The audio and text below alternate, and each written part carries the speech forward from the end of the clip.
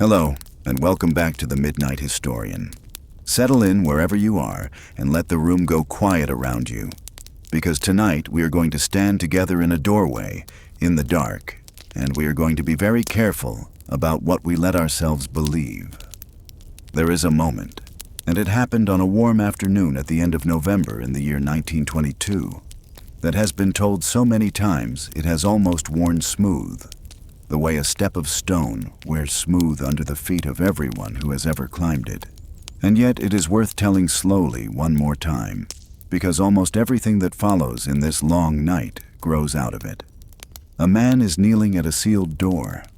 Behind him, in the heat and the dust, stand a small handful of other people, holding their breath without quite meaning to. In front of him is a wall of plastered stone, blank and patient, that has not been looked at by a living human being for something on the order of 3,250 years. The man's name is Howard Carter, and he has spent the better part of his life, and the last of his patrons' patience and money, digging in a hot valley for a king that most of his colleagues were fairly sure did not exist, or had nothing left to find.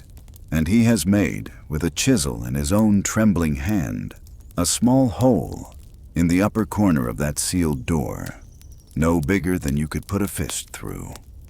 He holds up a candle, and here the story always slows down, because the air that came out through that little hole was the air of the world that sealed the door, air that had been shut in the dark since the 13th century before Christ, and it moved past the flame of his candle, and the flame guttered and flickered and bent, and for a moment Carter could see nothing at all. Only the darkness beyond and the light dancing on it, until his eyes adjusted, and shapes began to swim up out of the black, and he saw the glint of the candlelight catching, everywhere, on gold. His patron, a tired and elegant English lord named Carnarvon, was standing just behind him, and he could not bear the silence, and he asked the question that has since become the single most famous question in the history of archaeology. 3 plain words. Can you see anything? And Carter, who was not, by every account, a man of many poetic gifts, and who had spent 30 years earning the right to this exact instant, said the thing that has become the motto of the entire science. And he said it, the records agree, in a kind of choked whisper, almost against his will. Yes, wonderful things. Hold that image, because we are going to keep coming back to it all night, the way you keep coming back, in a dream, to the same door. A man with a candle at a threshold.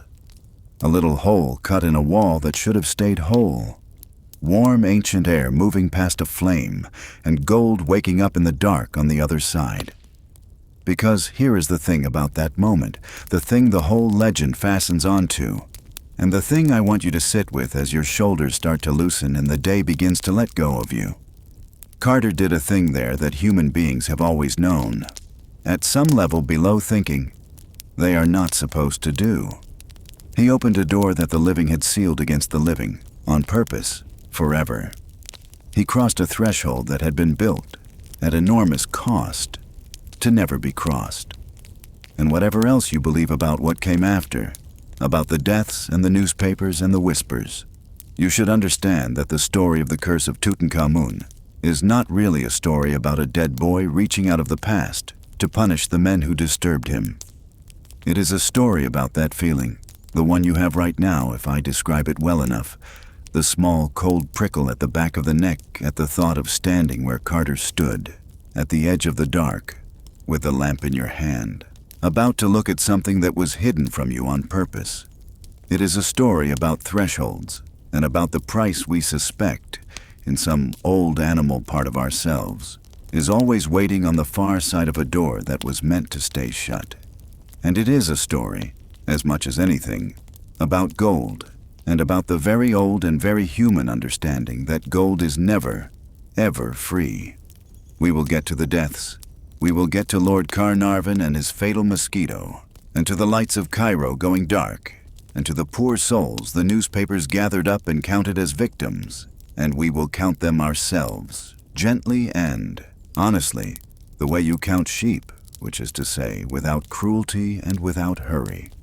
We will get to the science of the sealed room, which is stranger and in its own way more frightening than any magic.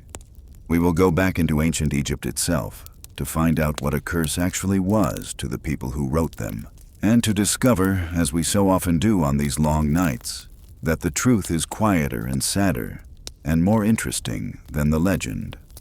But we cannot understand any of it. Not the curse, not the deaths, not the frenzy that gripped the whole world in the winter of 1923, until we understand the boy in the coffin.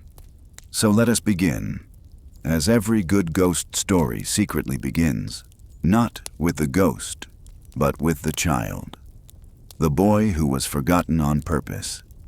It is one of the strangest facts in this whole strange story, and I want to give it to you plainly, right at the start, before the gold and the whispers crowd it out, because it is the quiet engine underneath everything. The most famous pharaoh who has ever lived, the one name from all of ancient Egypt that a child in any country on earth can say tonight, the face on the poster and the mask in the museum, and the byword for buried treasure and ancient curses alike, was, in his own time, a minor king.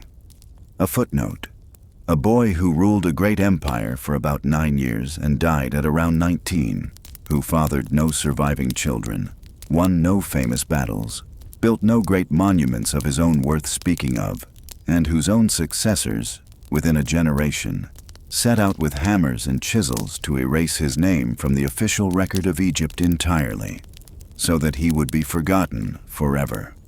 And they very nearly succeeded. For more than 3,000 years, they did succeed. The boy we now cannot stop talking about was, by the deliberate decision of the people who came after him, a person history was supposed to lose. And it lost him. Completely. Sit with that irony for a moment, because it is the deepest one in the whole night, and we will end on it, hours from now, when your eyes are already closed. The most cursed name in the world is the name of a boy that his own world tried to make sure no one would ever say again. To understand how that happened, we have to understand the family he was born into, which was, to put it as kindly as history allows, not a well family. His father was almost certainly the pharaoh Akhenaten, the heretic king, the strangest ruler ancient Egypt ever produced. A man who tried, single-handedly, in the space of a single reign, to overthrow the accumulated religion of 2,000 years and replace the entire crowded, beloved, familiar heaven of Egypt, the falcon gods and the jackal gods and the household spirits that guarded the crib, with the worship of a single thing, the disk of the sun, the Aten, portrayed as a plain circle with long, thin rays coming down, each ray ending in a small human hand. Akhenaten shut the temples of the old gods. He sent workmen through the whole country to chisel out their names. He abandoned the ancient capitals and built a brand new city in the middle of the desert, on virgin ground where no god had been worshipped before, and he called it the Horizon of the Aten. And he moved the entire court there, tens of thousands of people, into a city built from nothing on sand. And there, in that strange, sun-drenched, half-mad experiment of a city, sometime around the year 1341 before Christ, a boy was born who was given the name Tutankhamun, which means the living image of the Aten, the living image, that is, of his father's one strange god. He was not a healthy child, and here the story of the boy king takes on the first of its several notes of real, unlegendary sadness. The kind of sadness that has nothing to do with curses and everything to do with the actual frailty of an actual human body. The Egyptian royal family, in these late generations, had done a thing that royal families have done all through history to keep power and blood inside the house, which is that they had married their own relatives, brother to sister, again and again, generation after generation, folding the family tree over on itself so many times that by the time we reach our boy, the branches had grown terribly tangled. His parents, the best evidence suggests, were full brother and sister, and the price of that, written in his very bones, which we can read today because we have those bones and modern eyes to read them with, was a body that had been dealt a poor hand from the beginning. He had a club foot, the left one, twisted so that he walked on the side of it, and he needed canes to get around. And this is not a guess. It is a fact laid up in the evidence, because among the treasures crowded into his tomb were more than 130 walking sticks, and several of them show the wear of actual use, the polish of a real hand gripping a real stick to hold up a body that could not quite hold itself up. He had a cleft in the roof of his mouth. He had a bone disease in that bad foot, a slow rot of the tissue that would have hurt, genuinely hurt, day by day, and he carried in his blood the parasites of malaria, more than one strain of it, so that the picture that emerges, once you clear away the gold and the glamour, is not of a golden god at all, but of a frail, limping, sickly teenager, in frequent pain, leaning on a cane, whom a single bad fever or a single bad fall could carry off at any time. Remember that boy, not the mask. The boy under the mask. We will need him at the end. He came to the throne as a small child, perhaps 8 or 9 years old, at a moment of enormous strain, because his father's great experiment had failed and was collapsing, and the country was reeling, its old priesthoods dispossessed and furious, its empire drifting, its gods insulted, and, the people surely muttered, angry. And a child of 9 does not govern an empire. Grown men governed it in his name, above all an elderly, formidable courtier named I, who held the strange and telling title of God's father, and who may have been the boy's own great-uncle, and a hard, capable general named Horemheb, who commanded the armies. And under their steering, the great work of the reign was done, which was the undoing of everything the boy's own father had attempted. Within a few years of his accession, the boy's name was changed, publicly and pointedly, from Tutankhamun, the living image of the Aten, that embarrassing heretical god, to the form the whole world now knows, in which the name of the old, restored Orthodox king of the gods was put back where his father had cut it out. Tutankhamun, the living image of Amun. It was a political act, that change of a name, an announcement that the madness was over and the old gods were back and all would be as it had been. And it was done to a boy who was far too young to have chosen any of it. And it is, when you think about it, the first time in his life that his name was rewritten by other people for their own reasons, which is a thing that would go on happening to him. We shall see. For 33 centuries, right up to and including tonight. And then, around the year 1327 before Christ, after about 9 years on the throne, the boy died. He was, as best we can tell, 19 years old, or close to it, still barely more than a child, and the manner of his death is one of the great, unsolved puzzles of Egyptology. And I want to walk through it carefully, because it is exactly the kind of empty space that a curse rushes in to fill, and we are going to try, all night, to be honest about our empty spaces rather than fill them too quickly.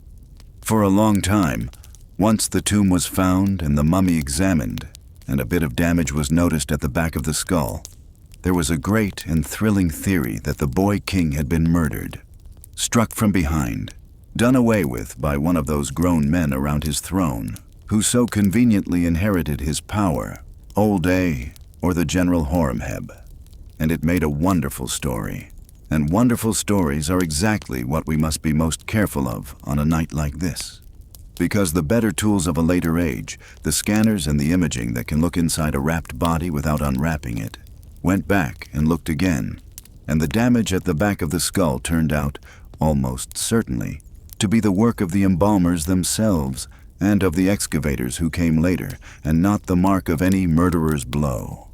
The best reconstruction we have now, and I give it to you as the least bad guess and not as a certainty, because certainty is precisely what we do not have, is that the frail boy suffered a bad break of the leg not long before he died.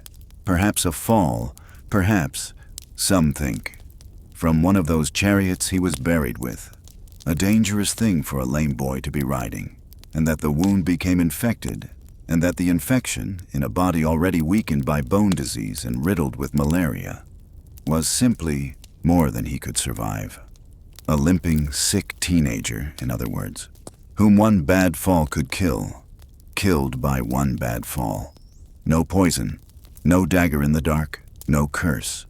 Only the plain, ordinary, heartbreaking fragility of a young body that had been fragile all along.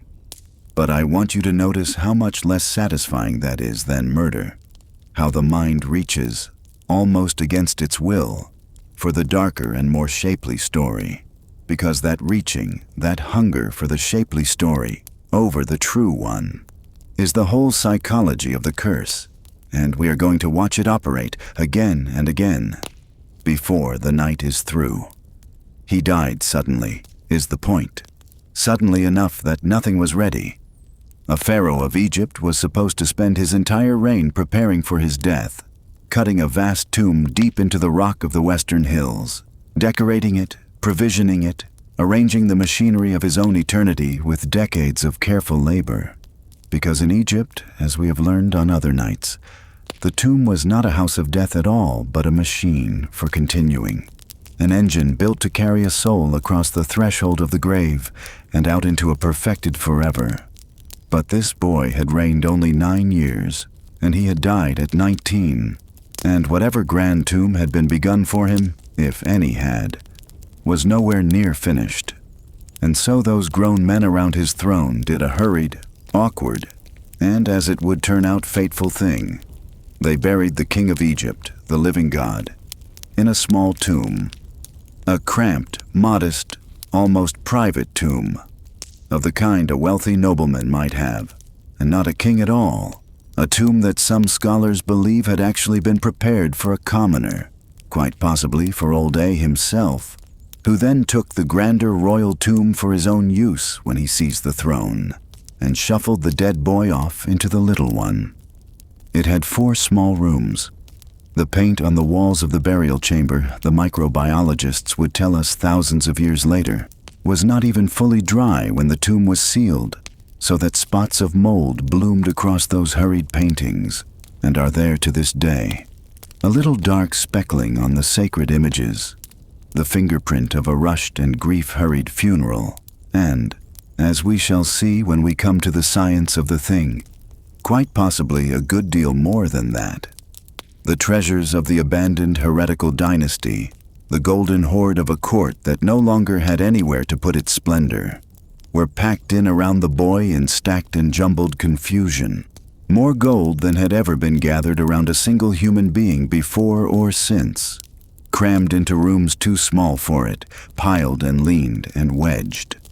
And on the innermost coffin, on the lid of the solid gold that held the boy's own body, someone, some person whose name we will never know, laid down a small wreath of wildflowers, cornflowers and olive leaves and the petals of the blue lotus, flowers that bloom in Egypt in the spring, which is one of the ways we know the season the boy went into the ground. Somebody's hands gathered those flowers. Somebody's hands arranged them on the gold. It was, whatever else it was, a goodbye. And then the little tomb was sealed, and its door was plastered over and stamped with the seal of the royal cemetery, and the entrance was filled in and buried. And within a very short time, the whole thing had vanished under the sand and the rubble of the valley floor. And here is where the 2 great ironies of the boy king's afterlife lock together, and I want to lay them side by side for you, because between them they explain the entire miracle and the entire curse. The first irony is the erasing. Those grown men and their successors, above all the General Horemheb, who took the throne last of all and reigned long, set about scrubbing this whole embarrassing chapter out of the memory of Egypt.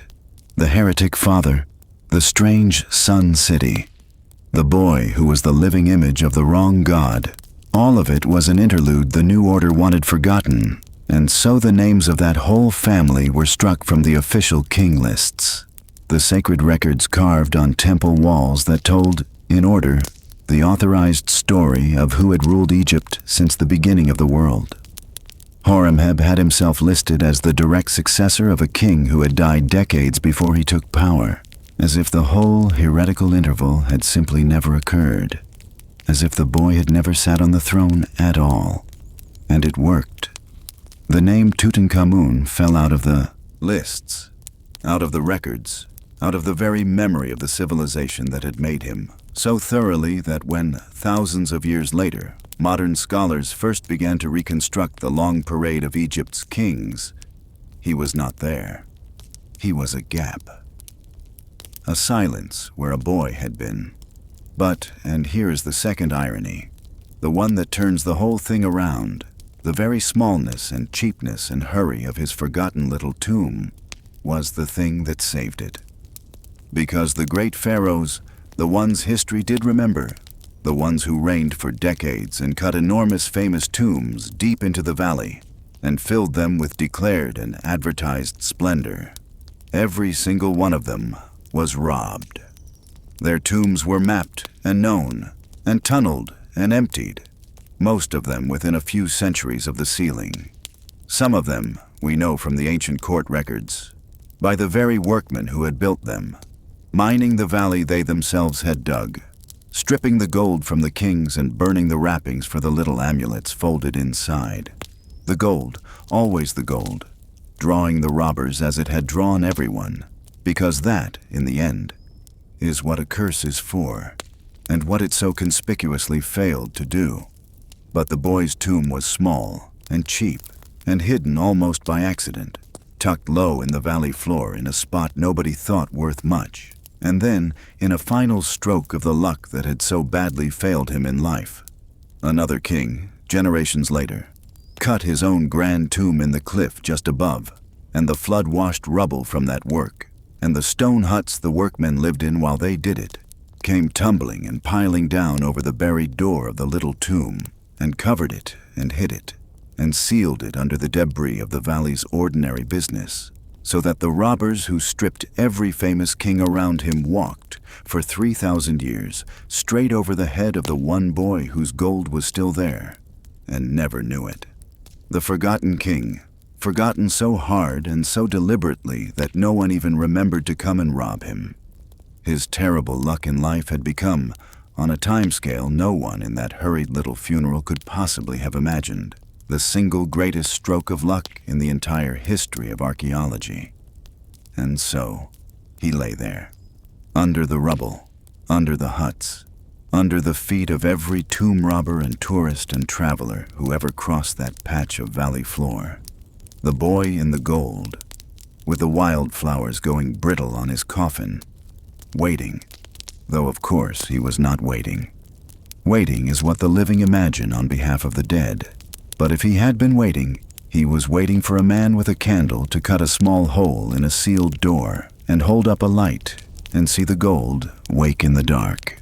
And I am going to leave him there for now, exactly as the ancient world left him, breath held under the valley floor, because the story of how he was found, when it comes, deserves to be told slowly, and because before we can open that door with Carter in the proper place, a little later in the night, we have to understand the men who were about to open it, and the strange, sad, credulous, grief-soaked world they were about to open it into. A world that was, though it did not yet know it, aching and ready and almost hungry for exactly the story it was about to be told. But that is for the next part of our journey down into the dark. For now, just hold the two pictures together, the boy nobody was meant to remember, and the gold nobody managed to steal, and let them turn over slowly in your mind, and let your breathing slow to the rhythm of the valley, where nothing moves, and nothing has moved for a very long time, and the only sound is the sand settling, grain by grain, over a door. The two men at the door. Every ghost story needs its living people, the ones who walk into the haunted house so that we do not have to, and this one has two, and they could not have been more different from one another, and the strangeness of their partnership is worth a little of your drowsy attention, because the legend that grew up afterward would treat them almost as interchangeable. Two Englishmen who disturbed a tomb and paid a price, when in truth one of them paid nothing at all and lived another 17 quiet years, and the other paid within weeks. And the difference between them is a large part of how the curse came to be believed. Let us take the Lord first, because he came first with the money. which is how these things generally begin. George Herbert, the 5th Earl of Carnarvon, was, by the time he comes into our story, a man in his middle 50s, and he was almost a type out of an English novel, the aristocrat of ancient name and enormous house and delicate health, who has come to the study of the past by way of having nothing much else pressing to do, though that is unfair to him, and I will try to be fair to him all night, because he does not deserve the flattening that legend gave him. He was the master of Highclere Castle, an immense pile of towers and turrets in the English countryside that television audiences of a much later century would come to know very well, under another name, as the setting for a certain beloved drama of upstairs and downstairs, so that millions of people who have never heard the name Carnarvon have gazed, on a Sunday evening, at the very rooms this man paced while he waited for word from Egypt. He was rich, though his fortune had the anxious quality that even large fortunes had in that class in those years, always a little strained by the upkeep of the great house, and he had married sensibly and happily, a woman whose family money helped considerably with that upkeep, and he had a passion, and the passion was speed. He was one of the very first motorists in England, one of the first men in the whole country to own and drive an automobile, in the years when a car was a rare and violent novelty, a thing that frightened horses and outraged pedestrians and broke down constantly and occasionally killed its driver. And it was speed, in the end, that undid his health. Because in 1901, on a road in Germany, driving fast as he always drove, he had a serious crash, a bad one, the car overturning, the Earl thrown, badly injured, his chest crushed, his breathing damaged, burned, concussed, and he was never really a well man again after that.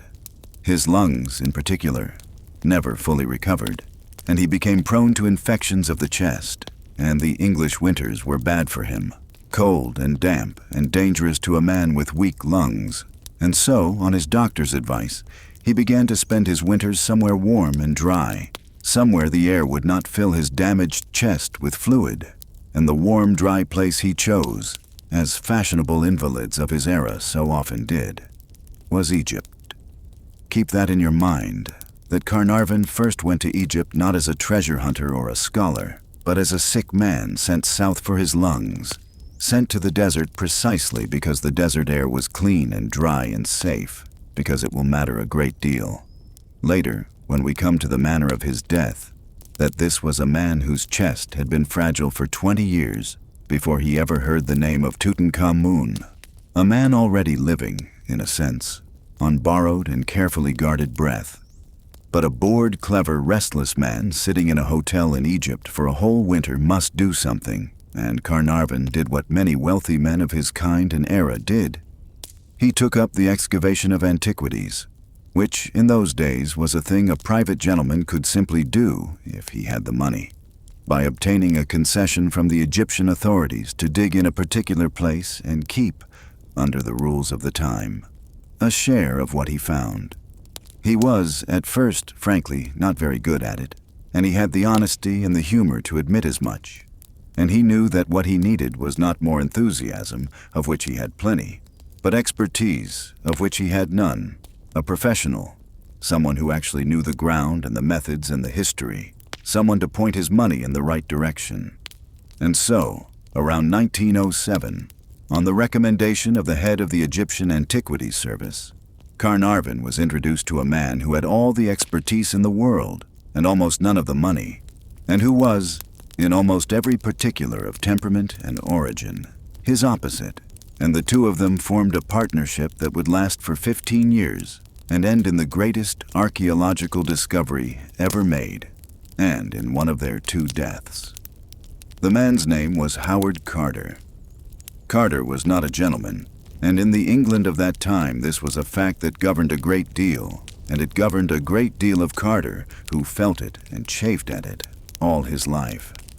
He was the son of a successful animal painter, a man who made a good living drawing the prize dogs and horses of the country gentry, and Howard had been born the youngest of many children, and had grown up, not in some grand house, but in a modest world, sickly as a boy, kept out of school, educated unevenly at home, And his one great inheritance from his father was not money or position, but a hand, a gift for drawing, for the exact and patient rendering of what the eye sees. And it was that hand, and nothing grander, that carried him to Egypt.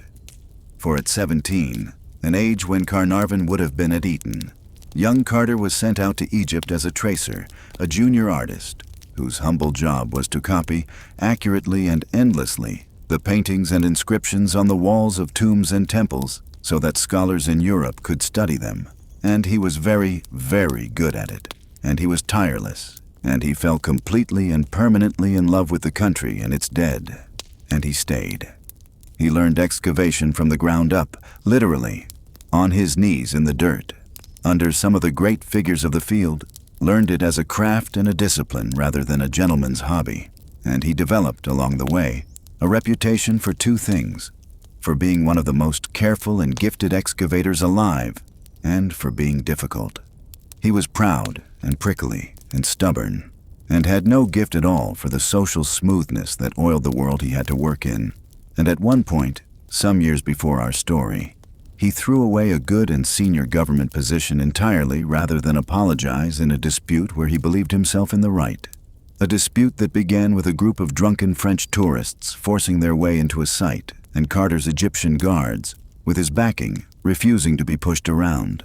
And Carter would not say sorry, because he did not think he had anything to be sorry for, and it cost him his job, and he spent some lean years after that, painting watercolors for tourists and scraping by, a brilliant man of no fortune and no rank and no easy manners, waiting for the thing that would justify the whole strange shape of his life.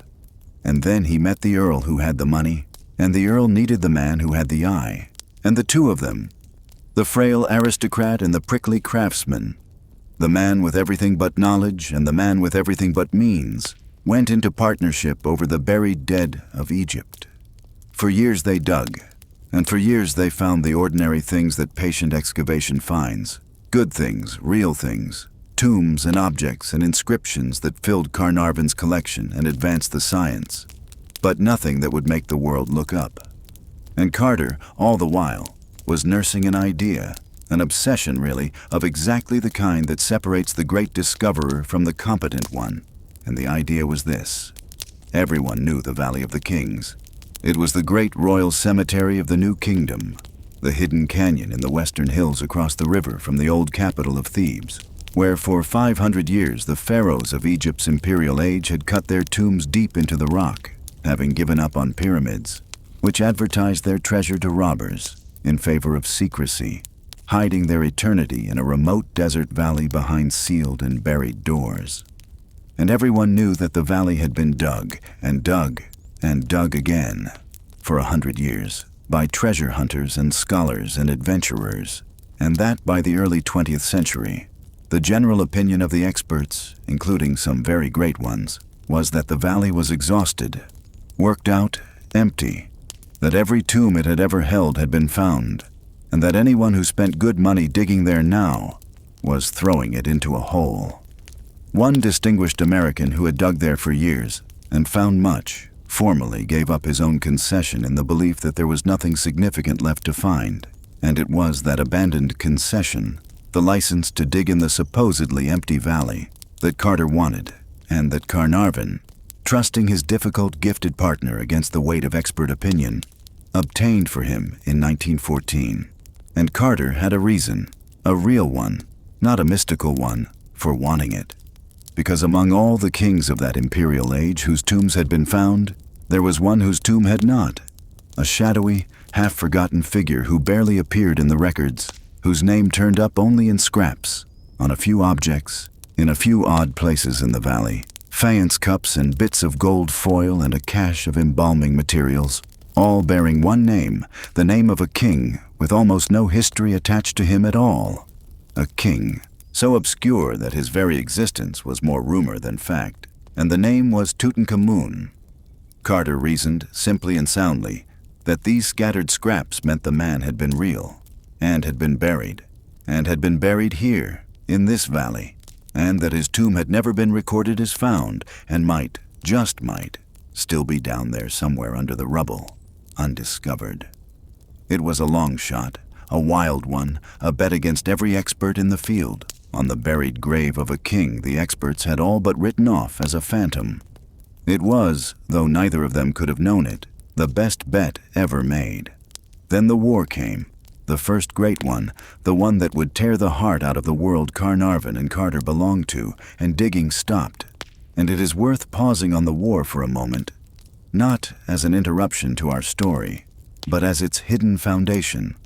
Because the world that would receive the discovery of the tomb and would build the curse was a world that the war had broken, and you cannot understand why an entire planet went mad over a dead Egyptian boy in 1923 unless you understand what that planet had just been through. Between 1914 and 1918, something like 16 or 17 million people died, and a whole generation of young men, the sons and brothers and husbands of the very public that would soon be reading about Tutankhamun over its breakfast, was fed into the mud of the trenches and did not come back. And then, right on the heels of the war, before the survivors could even catch their breath, came the influenza, the great pandemic, which killed, in a year or two, more people than the war had killed in 4, tens of millions of them, all over the earth, young and old, the strong along with the weak, dropping in the streets, dying in a day. And so by the early 1920s there was hardly a family in Britain, or in Europe, or in much of the world, that was not in mourning, that did not have its empty chair, its photograph on the mantle of a boy who would not grow old, its unbearable and unanswerable question about where all those millions of the beloved dead had gone, and whether they were, in any sense at all, still anywhere, still reachable, still there. And into that vast ocean of grief there had come, as into a vacuum, a great tide of what the age called spiritualism, the passionate and widespread belief that the dead could be contacted, that a medium in a darkened room could reach across the threshold and bring back the voice of a lost son, that the veil between the living and the dead was thin and could be parted. And this was not a fringe belief held by cranks. It was held, in those years, by some of the most famous and intelligent people alive, by scientists, by statesmen, by the creator of the most rational detective in all of literature, Sir Arthur Conan Doyle himself, who had lost his own son and had given himself over, heart and soul, to the conviction that the dead endured and could be spoken to. Hold all of that, please, because it is the soil, and the tomb was the seed, and the curse was what grew, and it could only have grown in exactly that soil, a whole civilization in mourning, half believing, aching, straining its ears for any word at all from the other side of the door. When the world heard, in 1923, that Englishmen had broken open the sealed house of the dead and that death had followed them out of it, the world was not surprised. The world had been waiting, without knowing it, to be told exactly that, the last season. After the war, the digging began again, and it went on, season after season, through the years around 1920 and 1921 and into 1922, and it found nothing. Nothing, that is, of the kind Carter was looking for. He dug systematically, thoroughly, in the patient, grinding, unglamorous way that real archaeology mostly is, clearing away the endless overburden of rubble and flood debris and chips of ancient stone that centuries had washed down into the valley floor, moving it basket by basket, square by square, working his way across the areas he had mapped as still unexplored. And year after year the reward was a scatter of minor finds and a great deal of empty rock, and the years were ticking by, and the money was running out, and Carnarvon's patience, which had lasted an extraordinarily long time, was finally, understandably, nearing its end. And in the summer of 1922, back in England at Highclere, the Earl called his difficult partner in to tell him, as gently as such things are told, that it was over. They had dug the valley for years. They had found nothing to justify the enormous cost. It was time, Carnarvon said, to stop. And here comes one of those small hinges on which the whole of history occasionally turns. One of those moments that, if you saw it in a made-up story, you would say, was too neat to be believed, and yet the records agree it happened more or less like this. Carter would not accept it. He had one area left, one triangle of the valley floor that he had not yet cleared, a patch down near the entrance of the already known and long empty tomb of a later king, Rameses VI, a patch he had avoided clearing in earlier seasons precisely because it lay beneath a cluster of ancient stone huts, the ruined shelters where the workmen of a later dynasty had lived while cutting that later tomb, and clearing it would mean disturbing those huts and blocking, for a time, the path that tourists used to visit the Rameses tomb, and so he had always left it for last. Now it was the only ground he had not touched, and Carter, proud and stubborn Carter, made his patron an offer that tells you everything about the man. He asked for one more season, one last season, the coming winter, and he offered, if Carnarvon would only keep the concession in his name and let him dig it, to pay for that final season himself, out of his own thin pockets, and to hand over to Carnarvon any and every treasure that might be found, keeping nothing for himself, if only the Earl would let him finish the job, let him clear that one last untouched triangle before they gave the valley up forever. And Carnarvon, moved perhaps by the sheer stubborn faith of the man, or perhaps simply unwilling to be outdone in sporting generosity by his own employee, said no, he would not let Carter pay. He would fund one more season himself, the last one, and then, whatever it found or did not find, they were finished. One more season. It is the thinnest margin imaginable. The greatest discovery in the history of archaeology hung, that summer, on a single additional winter's dig that very nearly did not happen, that was granted almost as a courtesy, a last indulgence of a hopeless obsession before the whole enterprise was to be shut down. Carter arrived back in Egypt in the autumn of 1922, and on the 1st of November, his workmen began to clear that last triangle, taking down the ancient workmen's huts, recording them carefully first, as Carter the meticulous always did, and then digging down through the rubble beneath them toward the bedrock of the valley floor. And on the morning of the 4th of November, only 3 days into that final season, Carter arrived at the site to find it strangely, unusually quiet. The normal noise and chatter of the workmen stilled, and he knew at once, with the instinct of 30 years, that something had been found. What had been found was a step, a single step, cut into the bedrock, the top of a staircase, going down. And here the tradition, softened and sweetened by 100 retellings, holds that the person who first uncovered it was not one of the adult workmen at all, but a boy, a water boy, one of the local children employed to carry water to the diggers across the hot valley, and that this child, clearing a flat place in the sand to set down his heavy water jars, had scraped away the dust and found beneath it not more sand but a cut edge of worked stone, the first step. And whether that is exactly and literally true, or whether it is one of those beautiful things that gathers around great events the way the wildflowers gathered on the coffin, a child finding the boy king, I will let you decide in the dark, and I will only say that it is the kind of story a tired world tells because it wants it to be true, and that wanting again is the whole of our subject tonight. They dug. Step by step the staircase came clear, 12 steps of it, descending into the rock, and at the bottom of the steps there rose up before them a doorway blocked and sealed, plastered over and stamped. And Carter, standing at the bottom of those steps looking at that sealed door, must have felt his heart going like a hammer, because a sealed, intact, plastered doorway in the Valley of the Kings meant a tomb that might, just possibly, never have been opened. He examined the seals on the plaster, and he could make out the marks of the royal cemetery. The jackal god of the dead above 9, bound captives, the seal that guarded the tombs of the necropolis, and his excitement must have been almost unbearable. And then, I think, comes the most extraordinary act of self-discipline in the whole story. The thing that tells you what kind of man Carter really was underneath the prickliness and the pride. Because he did not go through the door. He had waited years. He had one sealed door in front of him and a lifetime of longing behind him. And he stopped.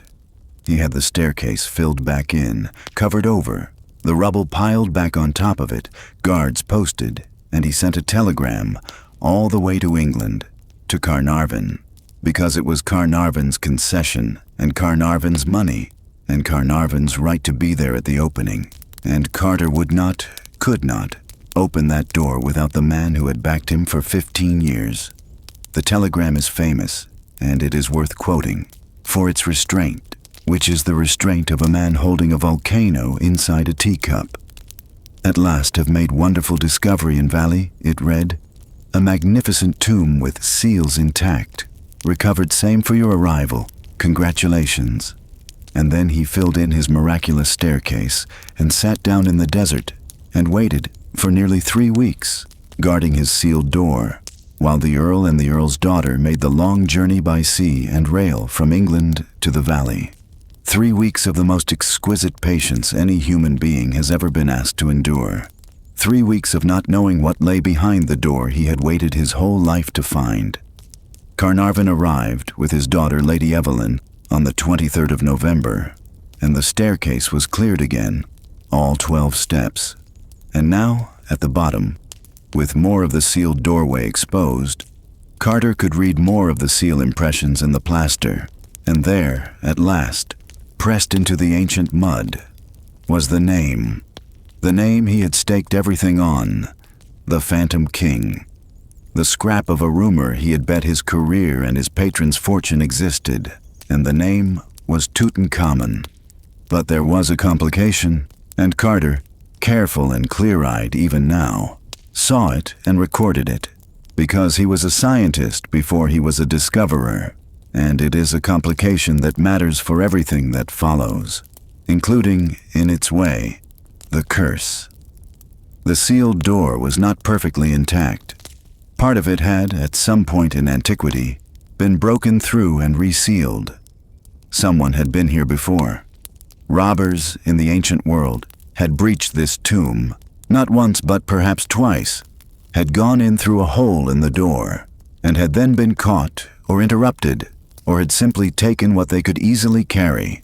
And afterward the officials of the cemetery had come and repaired the breach and resealed the door with a necropolis stamp and covered the whole thing over again, and then the rubble of the later tomb had buried it, and it had stayed buried for 3,000 years.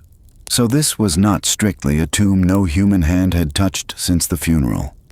It was a tomb that had been robbed lightly in antiquity, and then closed again, and then lost. But robbed lightly is the crucial phrase, because whatever those ancient thieves had taken, and it seems to have been small, portable things, oils and jewelry and the like, they had left behind or been prevented from reaching. The overwhelming, the almost unimaginable bulk of what was inside, and what was inside was more than had ever been found in an Egyptian royal tomb, before or since, because every other royal tomb had been robbed not lightly but utterly, stripped to the bare walls. This one alone still held its king and very nearly all his gold.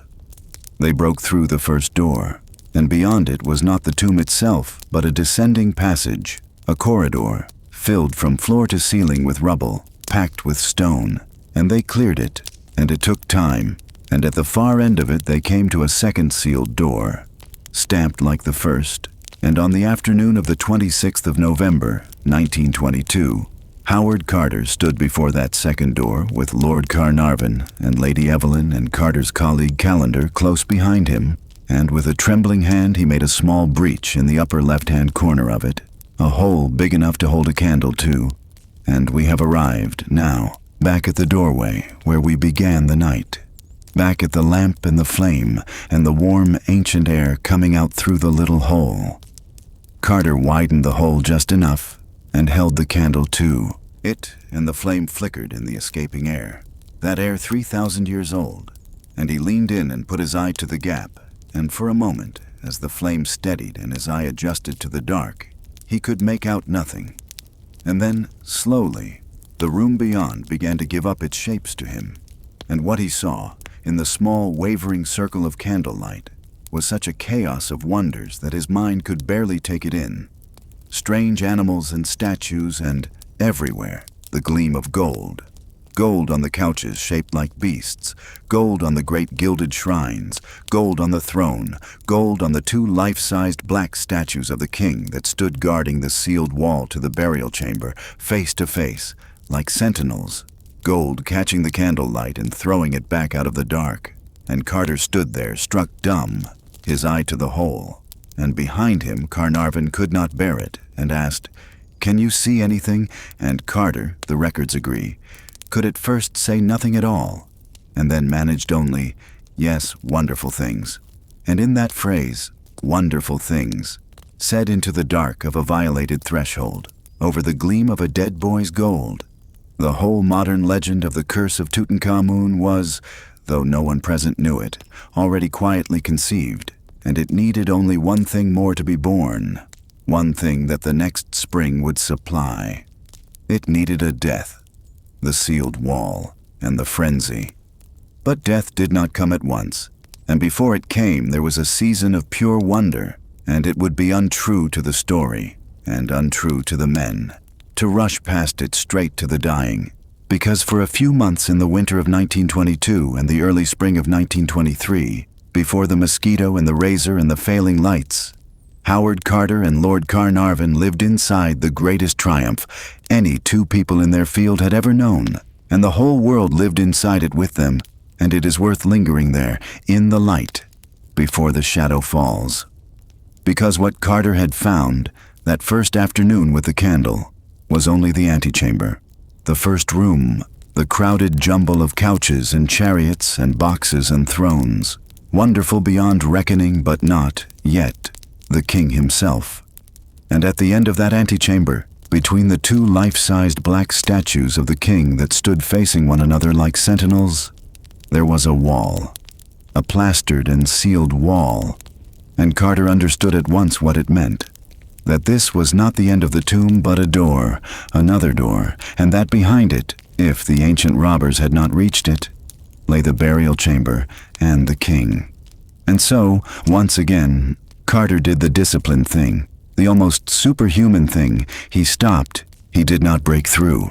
He spent the whole of that winter, months of it, painstakingly clearing and recording and removing every single object from the antechamber first, photographing each in its place, numbering it, conserving it, before he would allow himself to open that inner wall, because he was a scientist and the record came first, and the king had waited 3,000 years and could wait a few months more.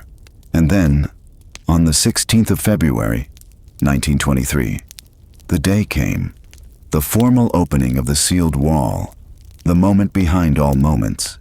And it was done not in solitude but before an audience, a small select gathering of some 20 people, officials and colleagues, and Carnarvon and his daughter, crowded into the cleared antechamber in the heat, seated on chairs before the sealed wall as if before a stage. And it must have been one of the strangest theaters in which human beings have ever sat, a folding chair in a pharaoh's tomb, waiting for a curtain 3,000 years old to rise. Carter climbed up and began, carefully, at the top, to remove the blocks of the sealed doorway one by one, passing them back, and as the hole grew, and he shone his light through it, he saw, close in front of him, filling almost the entire space beyond, a wall of gold, a solid wall of gold and blue faience, so near and so vast that at first he could not tell what it was, and it was the outermost of the great golden shrines, the nested golden boxes that held the sarcophagus, so enormous that it nearly filled the burial chamber wall to wall, so that opening the door revealed not a room but the flank of a mountain of gold. Block by block he took the wall down, until there was a gap a person could pass through, and Carter and Carnarvon stepped down, the first living human beings to enter the burial chamber of the king since the priests had sealed it, and stood in the narrow space between the shrine of gold and the painted wall. And there, for the first time, they were truly in the presence of the dead king's house of eternity, gold on every side, the sacred texts on the walls, the guardian goddesses, the whole intact machinery of an Egyptian forever. And they knew, both of them, that they had found not merely a tomb, but the tomb, the only royal burial of ancient Egypt ever to come down to the modern world, still holding its king and his treasure. The one that got away. The one the robbers missed. The impossible. The unrepeatable thing. It is the summit of both their lives, that moment. The two of them squeezed in the gold-lit dark between the shrine and the wall. The frail lord and the difficult craftsman. 15 years of partnership and a lifetime of longing brought to its perfect point. And I am glad when I think of the sadness that was coming for Carnarvon, only weeks away, that he had that moment first, that he stood in the gold with the thing achieved before the mosquito found him. And outside the tomb, meanwhile, the world had quite simply lost its mind, and the frenzy of it is a part of the story too, because it is the same frenzy, exactly, that would feed the curse. The same enormous hunger turned, for now, toward delight instead of dread. The discovery of Tutankhamun's tomb set off a global mania unlike anything the young century of mass newspapers and mass telegraph had yet seen. A thing the papers themselves christened Tutmania, and it swept the world. The gold of the boy king, the images of it flashing out from that one exclusive newspaper and reprinted everywhere, reshaped the taste of an entire era almost overnight, so that the fashions of the 1920s, the clothes, the jewelry, the very shape of the age's idea of glamour, turned Egyptian, lotus flowers and scarabs and golden serpents and the profile of a pharaoh appearing on everything, on dresses and cigarette cases and the fronts of cinemas and the design of ordinary rooms. Songs were written about the boy king and dances named for him, and products of every kind, biscuits and pencils and perfumes, dressed themselves in his borrowed gold. The very buildings of the age caught it, so that in cities all over the world you can still find, if you look up, the temples and tombs of ancient Egypt reimagined as picture palaces and office towers, the sunburst and the lotus and the winged disk of a dead civilization pressed into the service of a jazz-age modernity that could not get enough of them. All of it set off by the opening of one small tomb, one boy's gold, catching the light of a single candle and throwing it out across the whole excited surface of the modern world. And here is the thing to understand, the thing that ties the frenzy to the fear. They were the same appetite. The hunger that made the whole planet mad for golden scarabs and pharaoh dances in 1922 was the very same hunger that would make the whole planet mad for the curse in 1923, a bottomless craving for the boy king and his gold and his mystery, and it needed only the tilt of a single death to turn from a mania of delight into a mania of dread, from Tutmania into terror, from the golden boy who made everything glamorous into the vengeful king who reached out of the dark to kill. The frenzy was already there, enormous, primed, waiting. All it lacked was its shadow. And in the early spring of 1923, on a hot morning in Luxor, a mosquito came to give it one. The death of the Earl.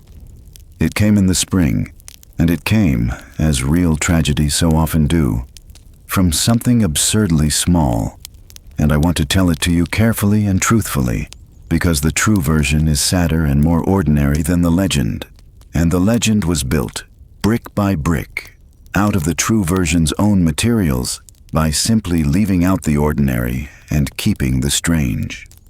Lord Carnarvon, through that winter of the discovery, was a happy man, and by every account a proud and delighted one, present at the great openings, giving interviews, receiving the congratulations of the world. And he was also, we must never forget, a sick man, and had been a sick man for 20 years, a man with a crushed chest and damaged lungs who had come to Egypt in the first place because his body could not be trusted, and who now, in his excitement, in the heat and the dust of the valley, in the crush of the greatest event of his life, was not resting as an invalid should. And in the early spring of 1923, at Luxor, a small thing happened, the smallest thing in the world. A mosquito bit him. It bit him on the cheek, and it left the ordinary itching welt that mosquito bites leave. And there the matter would have ended, as it ends for every one of us 100 times a summer, except that a few days later, shaving, the Earl drew his razor across the bite and opened it, nicked the top off the little swelling, and now there was a small broken place in the skin of his cheek, an open cut in a hot country, in an age before antibiotics, before penicillin, before there existed any reliable way at all to stop a bacterial infection once it took hold in the blood. He treated it as anyone would with a dab of iodine, and thought no more of it, and the cut became infected, as cuts in that time and place so easily did. And the infection was of the kind that gets into the blood and spread, and became what the doctors called blood poisoning. And then, on top of it, in his weak and vulnerable chest, pneumonia set in. The very thing his damaged lungs had always been prone to. The very thing he had spent 20 winters in Egypt trying to avoid. And against that combination, in 1923, a man of his age and his fragile constitution had almost no chance at all. He grew feverish and weak, and was taken to Cairo, to a hotel there, and his wife came out from England to be with him, and his son, and the fever climbed and would not break. And on the 5th of April, in the early hours of the morning, in a hotel room in Cairo, some 7 weeks after the burial chamber had been opened, George Herbert, the 5th Earl of Carnarvon, died. He was 56 years old. He had been a sick man for 2 decades. He had died of an infected mosquito bite and pneumonia, a death that was, in every medical particular, entirely explicable, entirely natural, and entirely the kind of thing that killed people by the thousand in that era, all the time, curse or no curse, tomb or no tomb. But 2 things happened around that death, 2 small and eerie coincidences, and the world seized on them, and would not let them go. And you can see, in these 2 details, exactly how a legend is assembled, because both of them are true, and both of them are meaningless. And the human mind cannot bear a meaningless coincidence, and will always, always try to make it mean something. The first was the lights. At the moment of Carnarvon's death, or very near it, the lights of Cairo went out. The whole city was plunged, briefly, into darkness, an unexplained failure of the electrical supply, and to a world already shivering with the story of the disturbed tomb, this was almost too much. The great city going dark at the instant the tomb breaker died, and it was reported and repeated and shivered over, and it has been part of the tale ever since. And the plain truth, which no one wanted then and few want now, is that the electrical supply of Cairo in 1923 was not a reliable modern grid, but a fitful and frequently failing thing, and that the lights of Cairo went out with a regularity that residents found tediously ordinary, that power failures were simply a feature of the city, common, unremarkable, happening all the time, and that for the lights to fail on any given night, including the night a man happened to die in a hotel, was about as supernatural as rain falling on a funeral. But you see how it works. Take a true thing, the lights went out, and a true thing, the Earl died, and set them side by side and remove the ordinary context that would make them both mundane, and you have a portent. You have the machinery of dread, and the machinery runs on its own, and does not need anyone to keep feeding it, because every listener feeds it, out of that same deep hunger for the shapely story that we have been watching all night. And the second coincidence was the dog, and this one is stranger and sadder, and, I confess, even I find it lodges in the mind in a way the mosquito and the lights do not, and I give it to you knowing that it will lodge in yours, and asking you, even so, to hold it lightly. Back in England, at Highclere, the Earl had a dog, a beloved dog, a 3-legged fox terrier named Susie, and the story that came down, told first by the family, is that at the very hour of Carnarvon's death in Cairo, in the small hours of that April morning, his dog Susie, far away in England, sat up and howled and lay down and died. And the distance between Cairo and Highclere, and the coincidence of the hour, and the faithfulness of the animal, all of it wraps itself around the heart in a way that no argument quite unwraps. And I am not going to insult it or you by pretending it is not affecting, because it is. But I am going to ask you to notice, in the honest spirit of our long nights together, a few quiet things. That the story comes to us through the grief of a family, across a distance of thousands of miles, with no way then or now to verify the hour, or the manner, or whether the timing was truly simultaneous or was only remembered and shaped afterward into simultaneity, the way grief shapes things, drawing lines of meaning between the beloved dead and every strange thing that happened near the time of their dying. An old dog died. A sick man died.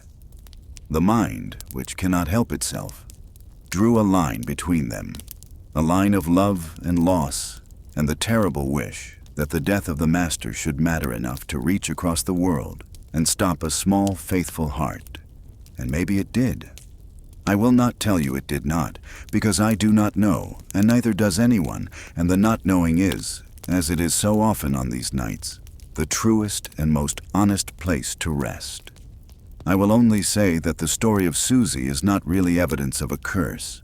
It is evidence of grief and of the human need, never stronger than in that grieving decade after the war, for the dead to be more than merely gone, for the threshold between the living and the lost to be a thing that love could reach across, even if only to howl once in the dark and lie down. And there is one more thing about Carnarvon's death, one detail that the tellers of the curse have always cherished above all the others, and it is the strangest of all. And it is, unlike so much else, apparently true. And it is this. When, some time later, the mummy of the boy king was at last unwrapped and examined, and the many layers of linen were removed from the body, there was found upon the face of Tutankhamun, on the left cheek, a mark, a small blemish, a lesion in the skin low on the left cheek, near the place where, on the living, an old wound might scab. And Carnarvon's fatal mosquito bite, the one he had nicked with his razor, the one that had killed him, had been on his cheek. And when people worked out, or claimed to have worked out, that the blemish on the dead king's cheek and the fatal bite on the living earl's cheek were on the same side, in roughly the same place, a shudder went through the whole telling of the tale that has never entirely left it.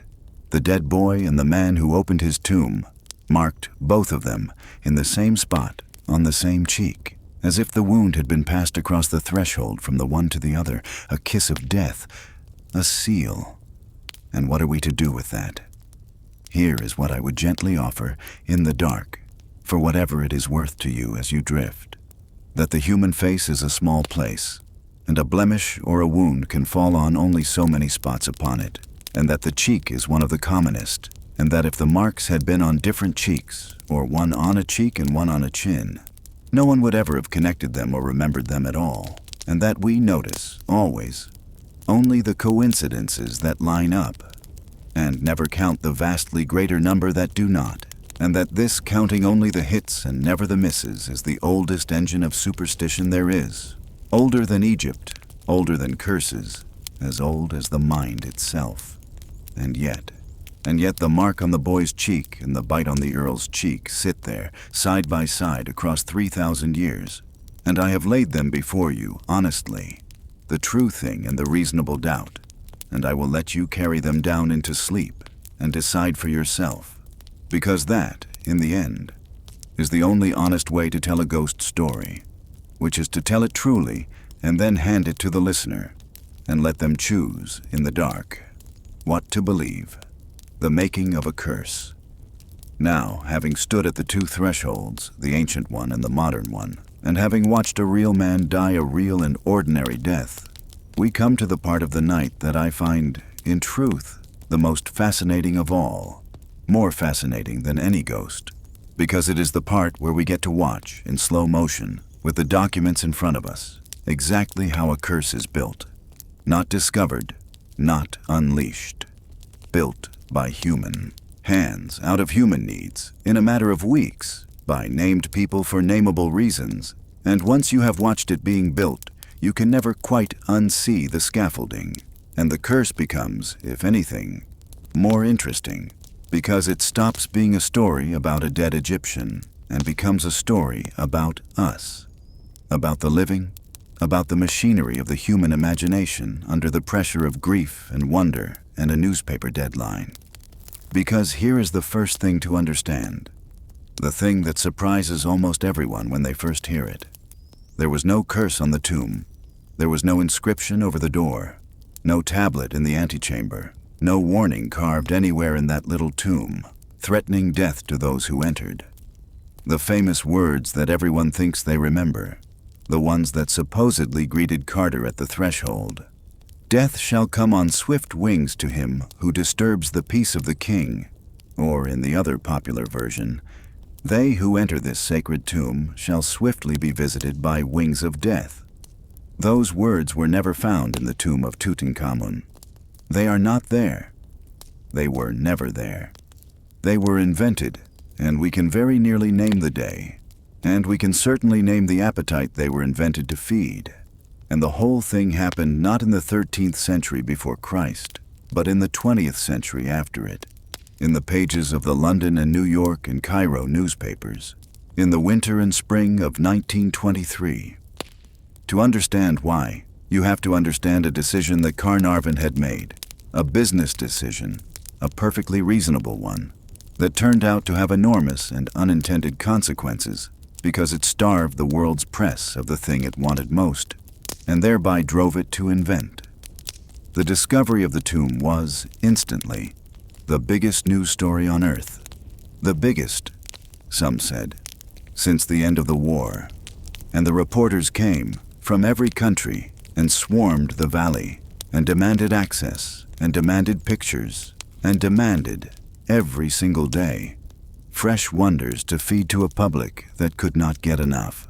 And Carnarvon, faced with this circus and needing to fund the enormous cost of properly excavating and recording the tomb, which would take years and a fortune, did a thing that made complete financial sense and made him, overnight, the most resented man in journalism. He sold the exclusive rights. He signed a contract with a single newspaper, the Times of London, giving it, and it alone, the exclusive news and pictures from the tomb, and every other newspaper in the entire world, if it wanted the story, would have to buy it, secondhand from the Times. You can imagine the fury.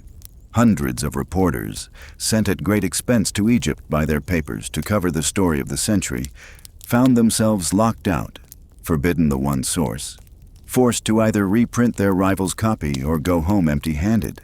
And they were, to put it mildly, not inclined to go home empty-handed.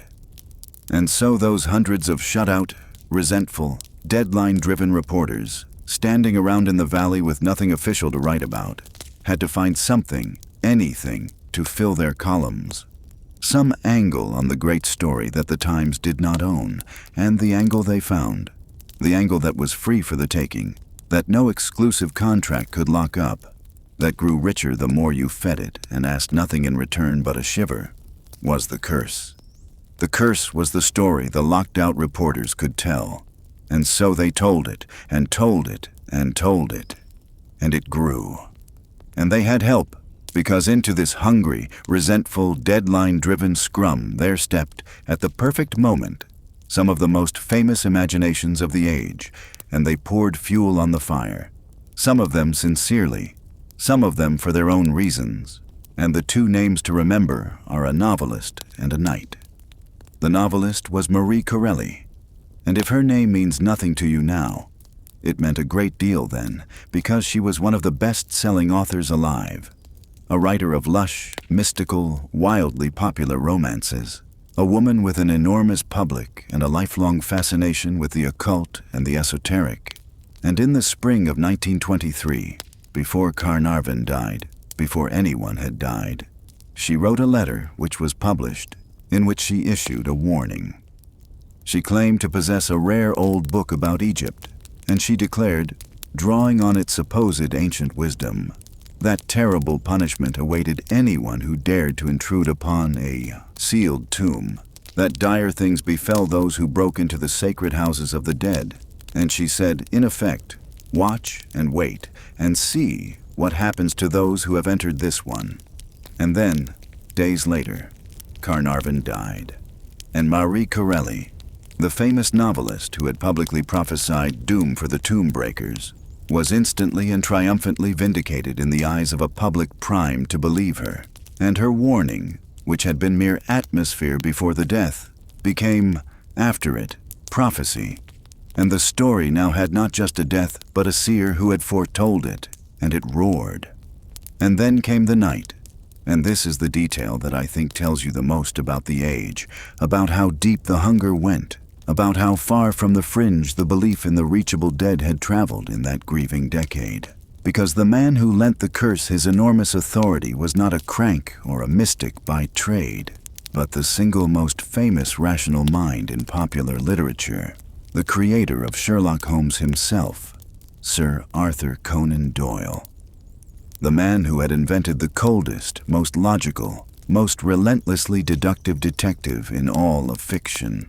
The man whose character sneered at superstition and solved every mystery by pure reason was, in his own life, by 1923, a passionate and public believer in spiritualism, in fairies, in the survival and contactability of the dead. A belief driven deep into him by the loss of his son and his brother in and after the war. And he was, at that moment, one of the most prominent voices in the world for the reality of the unseen. And Conan Doyle, when Carnarvon died, spoke and lent the whole thing his tremendous credibility, and suggested in public that Carnarvon's death might well have been caused by elementals, by spirits or forces created and set to guard the tomb by the priests of ancient Egypt, that the old Egyptians had known how to make such guardians, and might well have set one over the boy king, and that Carnarvon might have fallen victim to exactly such a thing. And when Sherlock Holmes's own father tells the world that a man may have been killed by an ancient tomb guardian, the world listens, and the curse, which had begun as the improvised filler of locked-out reporters, now wore the borrowed robes of the age's most beloved rational authority, and there was no stopping it after that. And there was one more small seed, and it is worth planting in your mind because it is so human, and it came not from a mystic or a stranger, but from a fellow Egyptologist, a man named Arthur Weigall, who had himself worked in Egypt for years and who was there, at the Valley, in those crowded early days, present as both a scholar and, having been shut out like the others from the official access, a working journalist covering the story. And the tale that came down, told by Weigall himself and by others, is that on the day Lord Carnarvon went down into the tomb, Weigall watched the Earl descend the steps in a mood of what struck him as unseemly high spirits, laughing and joking on his way into the sacred place of the dead. And Weigall, half in irritation and half, perhaps, in a genuine flicker of that old graveside dread, turned to the person beside him and muttered a line that would follow him for the rest of his life, that if Carnarvon went down into the tomb in that spirit, he gave him 6 weeks to live. 6 weeks.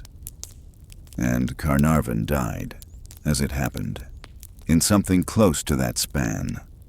Now Weigall was a rational man, and he spent much of the rest of his life insisting, quite truthfully, that he had meant nothing supernatural by it, that it had been a passing remark, an expression of distaste at the flippancy, not a prophecy, and that he did not believe in the curse at all. But it was far too late. The remark had escaped him and joined the swelling legend. Another seer, another foretelling, another respectable name lending its unwilling weight to the thing. And Weigall spent years, exasperated, trying to call back a single muttered sentence that the world had decided to hear as prophecy, which is its own small lesson about how these stories grow, that they do not need liars to build them, that honest and skeptical people, in an idle moment, with a joke or a shudder or a bit of graveside irritation, hand the legend brick after brick without ever meaning to, because the appetite is so great that it will make a prophecy out of anything, even out of a scholar's cross remark about a lord's bad manners on a staircase. And so the inscription was invented. Once the appetite existed, the supply appeared, as supply always appears to meet a hungry enough demand. and various forms of the deadly warning began to circulate, attributed vaguely to the tomb, to a tablet, to a clay object in the antechamber, and they hardened through repetition into the famous lines that everyone now half remembers: "Death coming on swift wings to whoever disturbs the peace of the king." And the more they were printed, the more real they became, until the fact that no such inscription had ever actually been found or recorded by Carter or anyone else on his careful, meticulous, obsessively documented excavation simply ceased to matter. Because the story no longer needed the tomb to be true. The story was self-supporting now, running on its own fuel, the fuel of a world that wanted it. And Carter himself, the careful scientist, was disgusted by all of it, and said so flatly all his life, calling the talk of curses Tommy rot, refusing to dignify it, insisting on the plain facts of infection and pneumonia and coincidence. And it made no difference at all, because you cannot argue a whole grieving civilization out of a story it needs. And the more the experts scoffed, the more the believers felt the delicious thrill of knowing better than the experts, which is a pleasure as old as expertise itself. There is a bitter little irony folded in here, worth noticing before we move on, which is that Carter, the man who had actually opened the tomb, who had spent longer in the presence of the supposedly murderous dead than any other living person, who breathed that ancient air first and handled the gold and stood closest of all to whatever guardian the priests were supposed to have set, was precisely the man the curse conspicuously did not touch. And we will come back to that, because it is the single most damning fact against the whole legend, and the curse has spent 100 years carefully not looking at it. But before we count the living, we must, in fairness, count the dead, because the curse did not survive on invented inscriptions alone. It survived because over the years that followed, people connected to the tomb did die, some of them strangely, some of them young, some of them in ways that made the newspapers sit up.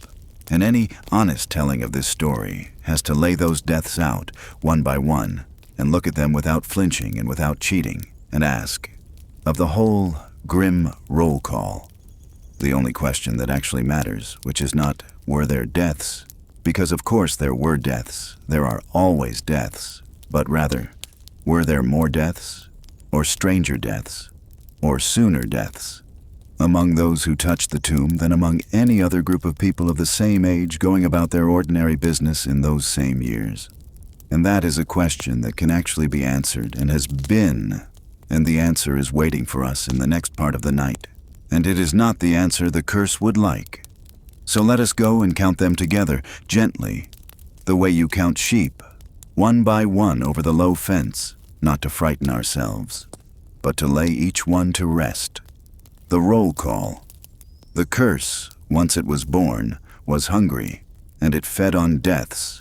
And over the years and decades that followed the opening of the tomb, the tellers of the tale gathered up a roll of names, a list of the doomed, everyone with any connection at all to the tomb, however slight, who came to any end that could be made to sound untimely or eerie. And the list grew and was recited, and grew again, until by some tellings it ran to 20 or more, and the very length of it was offered as proof. Look how many, look how they fall. And I want to walk through the most famous of these deaths with you, not to mock the dead, who were real people and are owed our gentleness, but because the only way to weigh a list like this is to actually look at it, name by name, and see what is really there. Carnarvon we have buried already. The sick man with the crushed chest and the infected bite, dead of blood poisoning and pneumonia at 56, the first and the most important of them, the one death without which none of the others would ever have been counted, because it was Carnarvon's death, and its perfect dramatic timing 7 weeks after the opening, that created the curse and made every later death recruitable to it. After Carnarvon, the list gathers its other names. There was George J. Gould, an American railroad millionaire, a friend of Carnarvon's, who came out to Egypt to see the tomb, visited it, and shortly afterward fell ill with a fever and died, some months later, of pneumonia. And to the curse tellers this was another victim, a man who had entered the tomb and died, though Gould was also a man in poor health, traveling in a foreign country in an age of easy infection, and the plague of that particular explanation, pneumonia, which carried off so many in those pre-antibiotic years, will start to sound familiar before this role is done. There was Aubrey Herbert, Carnarvon's own half-brother, a remarkable man in his own right, a member of Parliament, an adventurer, nearly blind, who died in the autumn of 1923, only months after the Earl, of blood poisoning following a dental operation, and the curse claimed him too. Brother of the tomb breaker, dead within the year. Though Aubrey Herbert had never had the slightest connection to the tomb at all, had not been part of the excavation, and had died of an infected tooth in London, which is to say of exactly the sort of ordinary infection that killed people constantly, curse or none, in a world without the drugs we now take for granted. There was Arthur Mace, an American Egyptologist, one of Carter's own valued colleagues, a member of the excavation team, a man who actually worked in the tomb, and who did indeed die a few years later after a long decline. And his name is always on the list, and it is one of the more legitimate-seeming entries, until you learn that Arthur Mace had been in visibly failing health, with pleurisy and other chronic troubles, for years before he ever set foot in the valley, that he was a sick man when he joined the dig, and that he died of the slow illness he had brought with him. There was Sir Archibald Douglas Reed, a radiologist, who was said to have X-rayed the mummy, or was to have done so, and who died not long after. And this one made a fine shudder. The man who dared to look with his rays into the body of the king, struck down, except that it is not at all clear he ever actually X-rayed the mummy. And he too was a man already ill. And there were the more lurid ones, the ones the curse loved best, because they were violent, or strange, or came with a whiff of the melodramatic that mere pneumonia could never supply. There was Prince Ali Kamel Fahmy Bey, an Egyptian prince who had visited the tomb, and who was shot dead, sensationally, by his wife in a suite at the Savoy Hotel in London, in a scandal that filled the papers, and the curse cheerfully added him to the roll. A man who had gazed on the tomb and died by violence. Never mind that he died in a marital tragedy in a London hotel that had precisely nothing to do with Egypt. And then there is the darkest cluster, the one that even now gives a genuine chill, and I will give it to you honestly because it is the strongest hand the curse holds, and it deserves to be laid on the table face up rather than hidden. There was Richard Bethel, Carter's own secretary, a man close to the excavation, who was found dead in his bed at a London club in 1929, apparently of a heart failure at only 46, and that alone might have passed. But then, a few months after his son's death, Bethel's father, Lord Westbury, an elderly man sunk in grief, threw himself from the window of his 7th-floor London flat and was killed, and among his possessions, it was said, he kept an object from the tomb. And then, most terrible of all, as the old man's funeral procession moved through the London streets, the hearse, by one account, struck and killed a young boy in the road. 3 deaths in one family, chained together, a young man dead in his bed, his father a suicide, a child crushed under the funeral car, and the curse gathered all 3 up and held them high. And I understand why they lodge in the throat, because they are genuinely dreadful, and grief and suicide and a child's death are not things to be waved away with a clever word. But look, gently, at what is actually there. A middle-aged man died of heart trouble, which middle-aged men did and do. His elderly father, destroyed by that loss, and by his own age and infirmity and despair, took his own life, which the bereaved and the old and the ill tragically sometimes do, and which needs no Egyptian king to explain it, only the unbearable weight of an ordinary human sorrow. And a hearse, in a crowded city of millions, was involved in a fatal accident, which the traffic of a great city produced with grim regularity. 3 real tragedies, 3 real griefs, gathered together by the tellers of the tale and strung on a single thread, and offered as the work of a dead boy 3,000 years gone, when what they actually are is the ordinary, terrible, unmagical arithmetic of human loss, which does not spare families, and does not need a reason, and falls, as we all secretly know and cannot bear to know, on the cursed and the uncursed alike. Now here is the counting that the cursed never does, the counting that quietly dismantles the whole tower, and I want to do it plainly, because it is the honest heart of this entire night. The curse recites its list of the dead, and the list can be made to look long and dreadful. But a list of deaths tells you nothing at all unless you set it against the far larger and far more boring list that no one ever recites. The list of the living, the list of all the people who touched that tomb and did not die, who went on for years, for decades, into contented old age. And that list, when you actually assemble it, is devastating to the legend, because it is so very long. Consider the simple fact that scholars, later, went to the trouble of doing what the curse never did, of actually taking the group of Westerners who had been present at the truly significant moments. The opening of the sealed doorway, the opening of the burial chamber, the opening of the sarcophagus. Some 50-odd people who by any reckoning were the most exposed of all, who had breathed the ancient air and stood in the presence of the dead king at the very moments the curse was supposed to strike, and following each of them forward to see when they died, and comparing their ages at death, and their length of survival after the opening, against what you would simply expect of ordinary people of the same ages in those same years, and the finding, when it came, was as flat and as final as such findings ever are. There was no difference. None. The people who were present at the opening of the tomb lived, on average, just as long as anyone else, died at just the ordinary ages, of just the ordinary causes, in just the ordinary spread of years. Being at the opening of Tutankhamun's tomb did nothing whatsoever to a person's chances of a long life. The curse, measured, was not there, and the single most eloquent name on the list of the living, the one that by itself ought to have been enough to strangle the legend in its cradle, is a name we already know well. The name of the man who did more, saw more, touched more, and breathed more of that tomb than any other human being on earth.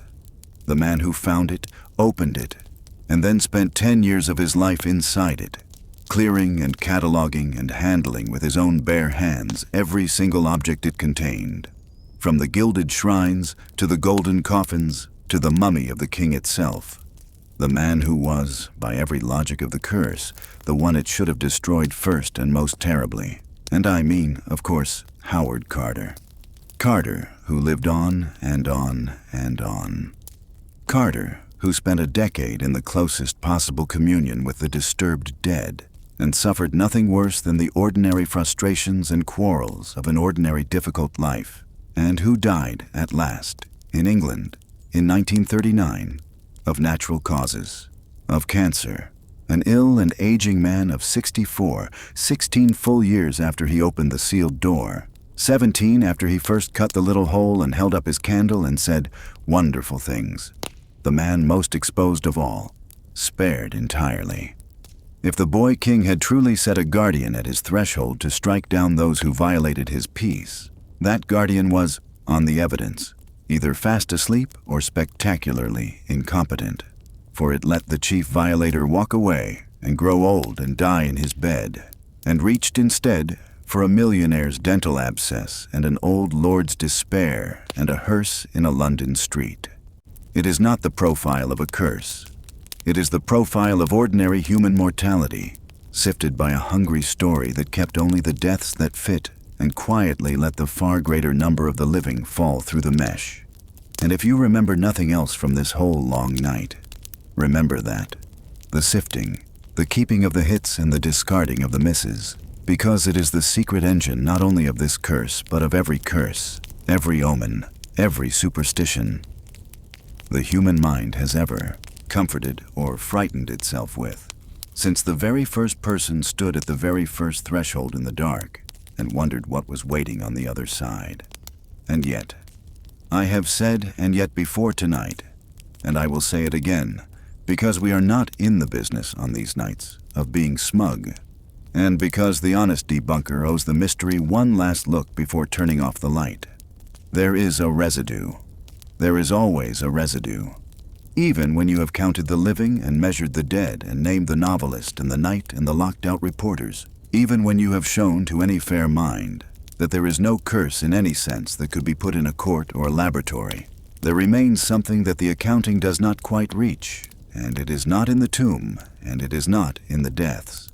It is in us, in the persistence of the thing, in the way it will not die, in the fact that you are lying in the dark right now, having heard me take the whole legend apart brick by brick, and some small cold part of you is still, faintly, unconvinced, still watching the door. That residue is real, and it is worth understanding. And to understand it, we have to leave the newspapers of 1923 behind and go back, all the way back, into the tomb world of the ancient Egyptians themselves, and ask a question we have not yet asked, which is what a curse actually was to the people who really did sometimes write them, and whether the boy king or his priests ever truly meant to threaten anyone at all. The curses the Egyptians really wrote. Let us go back then down the long corridor of the years, back past the newspapers and the war and the grief, back 3,000 years and more, into the mind of the people who built these tombs, because there is a great and common misunderstanding at the root of the whole curse legend, and it is this, that the ancient Egyptians were a dark and death-haunted people who festooned their tombs with dire threats and left them booby-trapped with vengeful magic for anyone who dared intrude. And the truth, as we have found on other nights spent in the company of this civilization, is almost the opposite. The Egyptians were not in love with death. They were, if anything, the most life-loving people the ancient world ever produced, a people so besotted with the ordinary sweetness of being alive, the fowling trips in the marshes, the banquets and the music, the beer and the gardens and the beloved cats underfoot, that they refused, with 3,000 years of magnificent stubborn ingenuity, to accept that any of it had to end, and built their entire elaborate machinery of tombs and mummies and spells not out of morbidity but out of hope, out of a determination to carry the whole warm sweetness of life across the threshold of the grave and go on enjoying it forever. The tomb, we have said before, and it bears saying again, was not a house of death. It was a machine for continuing. And the last thing you want to do to a machine for continuing, the very last thing, is to fill it with curses and threats and dark, vengeful energy. Because that is not the mood you are going for at all. The mood you are going for is peace, provision, plenty, and eternal untroubled going on. And the walls of these tombs, when you actually read them, are overwhelmingly not threats, but wishes, not curses, but prayers, images of feasting and harvest and family, offerings of 1,000 of bread and 1,000 of beer, the tender and hopeful furniture of a forever meant to be pleasant. So did the Egyptians ever curse a tomb at all? Yes, sometimes they did, but far more rarely than the legend supposes. And when they did, the curses are worth looking at closely, because their character tells you everything, and it is not the character the newspapers imagined. Real Egyptian tomb curses do exist, scattered thinly across the long history of the civilization, mostly from private tombs rather than royal ones, and mostly, tellingly, aimed not at some future archaeologist or treasure hunter, but at two very specific and very practical targets. And understanding those two targets dissolves most of the mystery. The first target was the tomb robber, the thief, the person who might break in to steal the goods, and the second, just as important and far more revealing, was the negligent or dishonest priest, the mortuary priest whose actual paid job it was to tend the tomb, to bring the offerings, to keep the cult of the dead person going, and who might, over the generations, grow lazy or greedy or simply forget, and let the offerings lapse and the dead go hungry. And the curses reflect exactly these worldly anxieties. As for anyone who shall enter this tomb in his impurity, one such inscription runs, I shall seize him like a bird. I shall judge him for it.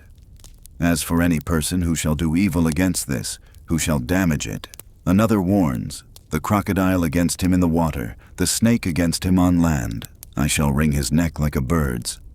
There is a fierceness there, real enough. But look at what it is defending.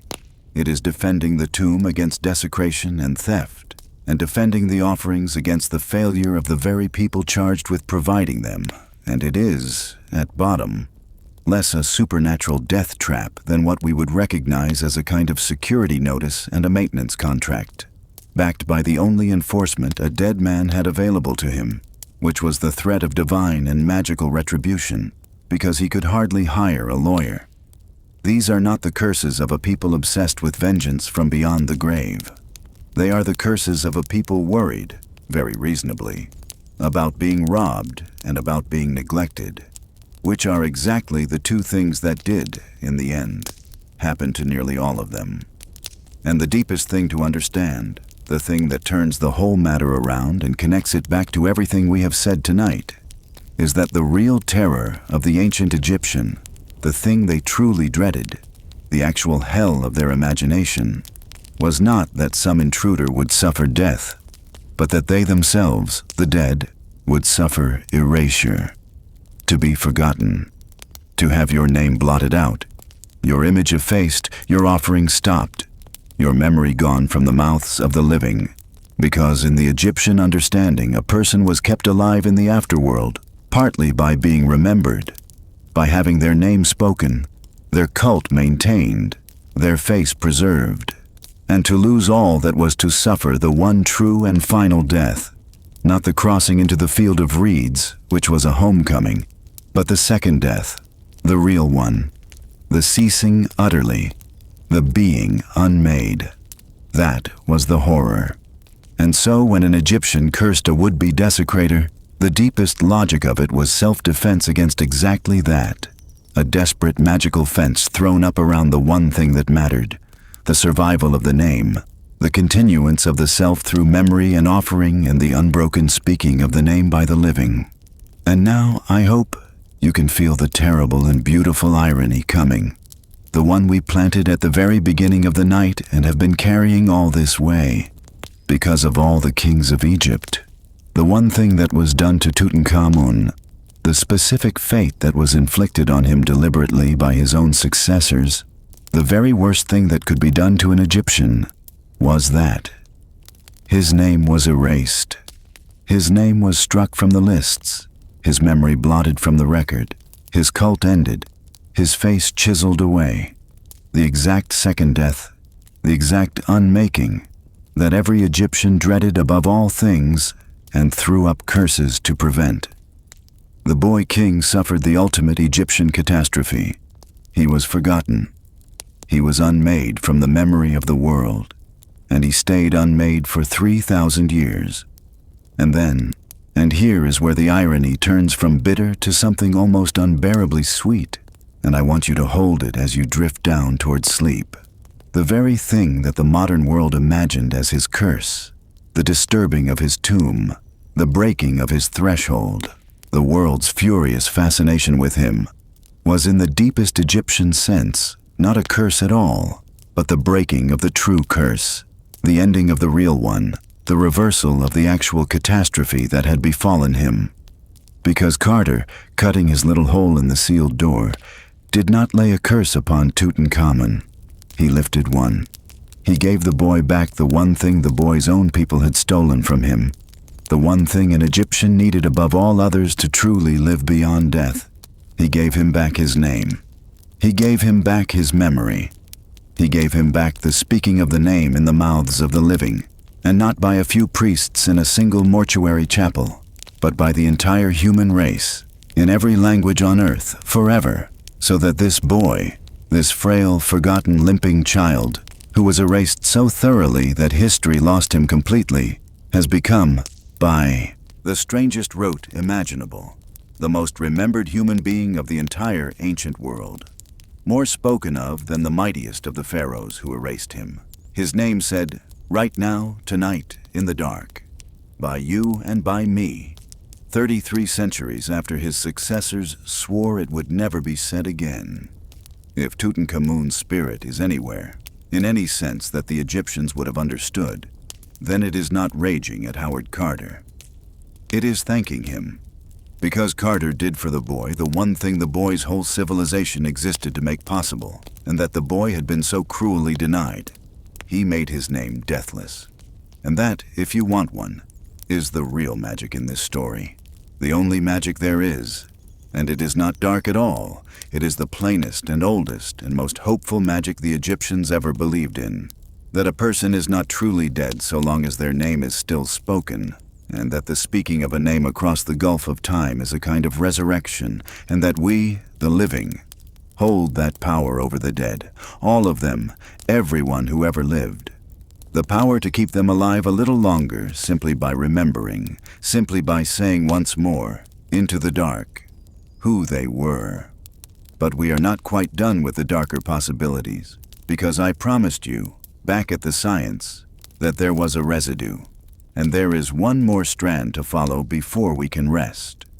And it is the strangest of all, because it is the one place where the curse, having been chased out of magic and out of newspapers and out of ancient religion, comes creeping back in through an unexpected door, the door of the laboratory, wearing not a priest's robe but a white coat, and asking, quite seriously and with real evidence in its hand, whether a sealed tomb might not after all hold something genuinely dangerous to the people who open it. Not a spirit, not an elemental, not the wings of death, but something smaller and older, and in its own quiet way just as capable of killing a man, something that was alive when the door was sealed and was still, faintly, alive when it was opened, waiting in the dark. So let us go, last of all before the ending, into the sealed room itself, and breathe, very carefully, the air that Carter breathed, and ask what was really in it. The science of the sealed room. Here is a thing that is true, and that I find, in the honest dark, more genuinely unsettling than any invented inscription, because it cannot be waved away with a joke about counting the hits and the misses, because it is real and measurable, and has killed people in other places and other tombs in ways that are thoroughly documented. When you seal a room and leave in it organic matter, food offerings, flowers, wooden objects, linen, a human body, the residues of the embalmer's craft, and you close it up warm and dark and undisturbed for a very long time, that room does not simply sit there empty and inert, waiting for you. It becomes, in its small closed way, an ecosystem. Things grow in it. Molds and fungi and bacteria, feeding on the organic remains, blooming and spreading in the still dark air and settling as spores on every surface. And some of those molds and fungi and bacteria are, to a human being who breathes them in, genuinely dangerous, capable of causing real and sometimes fatal illness, particularly in a person whose lungs are already weak, whose immune system is already compromised, whose chest, let us say, was crushed in a motoring accident 20 years before and never properly healed. You feel the cold finger touch the back of the neck there, and you should, because this is not superstition, this is mycology, and it is the one place where the curse, chased out of every other room, has something real to stand on. Consider what was actually in Tutankhamun's tomb, and what the microbiologists actually found. The paint on the walls of the burial chamber, we said, was not dry when the tomb was sealed, and the reason we know that is that all across those sacred hurried paintings there bloomed spots of mold, brown and dark, that are there to this day, the visible fossilized bloom of microbial life that flourished in the sealed damp dark of the newly closed chamber, and then, when the moisture was gone, dried into permanence, a still photograph of an ancient blossoming of fungus on the face of the gods. And on the walls, and in the dust, and on the surfaces of that tomb and others like it, scientists who have gone looking have found the spores and traces of molds with names that sound, once you know what they can do, quite sufficiently ominous. Aspergillus above all, Aspergillus flavus, and Aspergillus niger. Common molds, molds that are all around us all the time in small quantities, and that most healthy people breathe past without a thought. But molds that, concentrated and breathed deeply by the vulnerable, can cause a serious infection of the lungs, a genuine and sometimes deadly disease. And there are other candidates that the more careful scientists have raised over the years, other things that could, in principle, haunt a sealed chamber, ancient bacteria dormant in the dust, toxins produced by molds growing on the stored food and grain, even, some have speculated, gases, the buildup of things like ammonia or hydrogen sulfide or radioactive radon seeping from the surrounding rock and pooling, unventilated in the closed space, so that the first person to break the seal and lean in and breathe deeply might, in theory, take into their lungs a single concentrated draft of something that had been quietly accumulating in the dark for 3,000 years. It is a genuinely eerie thought, and I will not pretend it is not, that the ancient air itself, the very air that guttered Carter's candle, the breath of the sealed world coming out through the little hole, might carry, invisibly, a real and physical danger, so that the old idea of a deadly emanation from the tomb, a killing exhalation from the house of the dead, turns out to have, at its literal center, a small hard kernel of biological fact. But, and now, we must be as careful and as honest with the science as we have tried to be with everything else tonight. Because the residue is real, but it is also, when you look at it squarely, quite thin. And it does not, in the end, save the curse. It only makes it a more interesting corpse. Because, for all the ominous-sounding names, and all the real and documented dangers of enclosed and moldy spaces, the actual evidence that anyone connected with Tutankhamun's tomb died of any such thing is essentially non-existent. Carnarvon did not die of a lung infection caught from the tomb. He died of blood poisoning from an infected cut on his cheek, which then brought on pneumonia in his already ruined chest. A chain of causation that is thoroughly documented and has nothing microbial about it that came from the tomb rather than from the ordinary bacteria of an ordinary shaving nick. And, more tellingly still, if the tomb's air or the tomb's molds were truly deadly, then the person who breathed them first, longest, and in the greatest quantity, the person who spent not a few minutes but 10 years inside that chamber, handling everything, stirring up its ancient dust with every object he lifted, breathing its atmosphere day after day for a decade, would surely have been the one to fall. And that was Carter. And Carter, we have said, lived and lived and lived and died old of an unrelated cancer 16 years later, which is not what happens to a man slowly poisoned by the killing spores of the tomb he lives inside. The mold was real. The danger, in principle, was real. But the bodies the theory needs are not there, and a hazard that hurts no one is not, in the end, a cause of death. It is only a fascinating footnote, a thing that could have happened and, on all the evidence, did not. And so the science leaves us, as the honest search for truth so often leaves us on these nights, not with a solved mystery, but with a properly sized one, a mystery cut down from a supernatural death trap that struck across continents to kill dogs and old lords, down to something real but modest, a sealed room in which, like any long-sealed room, small living things had grown in the dark, things that could in principle have harmed a vulnerable person, and that appear, in fact, to have harmed no one at all. Which is where the truth usually is, smaller than the legend and stranger than the debunking, sitting quietly in the middle, asking only to be seen clearly. But I said that the residue was real, and I meant something more than mold by it, because there is a last kind of residue, the deepest kind, the kind that no laboratory can measure and no debunking can dissolve. And it is not in the tomb at all, and it never was. It is in us. It is the reason the curse will not die even now, even after everything I have told you tonight, even as you lie there having heard the whole thing, taken apart. And it is the last thing we must look at before we can finally let the boy king and ourselves go down into sleep. Why do we need the curse?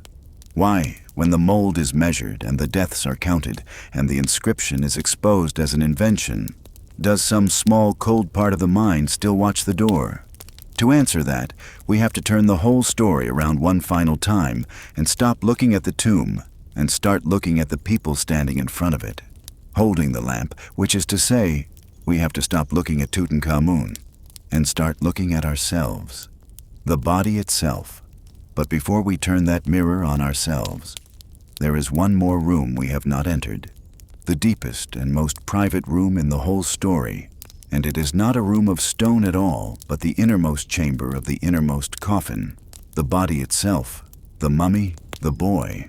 And I have saved it for near the end on purpose, because the story of what happened to Tutankhamun's actual physical body after Carter found it is, in its own quiet way, the most curse-haunted part of the entire tale, and also the part where, if you were minded to believe in a curse, you might find your strongest and strangest evidence, and where, if you are minded like me to look at things honestly, you will find instead something sadder and more human, which is that the greatest damage ever done to Tutankhamun's body was done not by any ancient thief and not by any dark magic, but by the very people who loved him most and studied him most carefully, done with the best of intentions, in the bright light of science, and that the curse, if there was one, was on the digger's side of the threshold all along, in the form of a golden mask that would not let go of the boy it was made to protect. Here is what happened.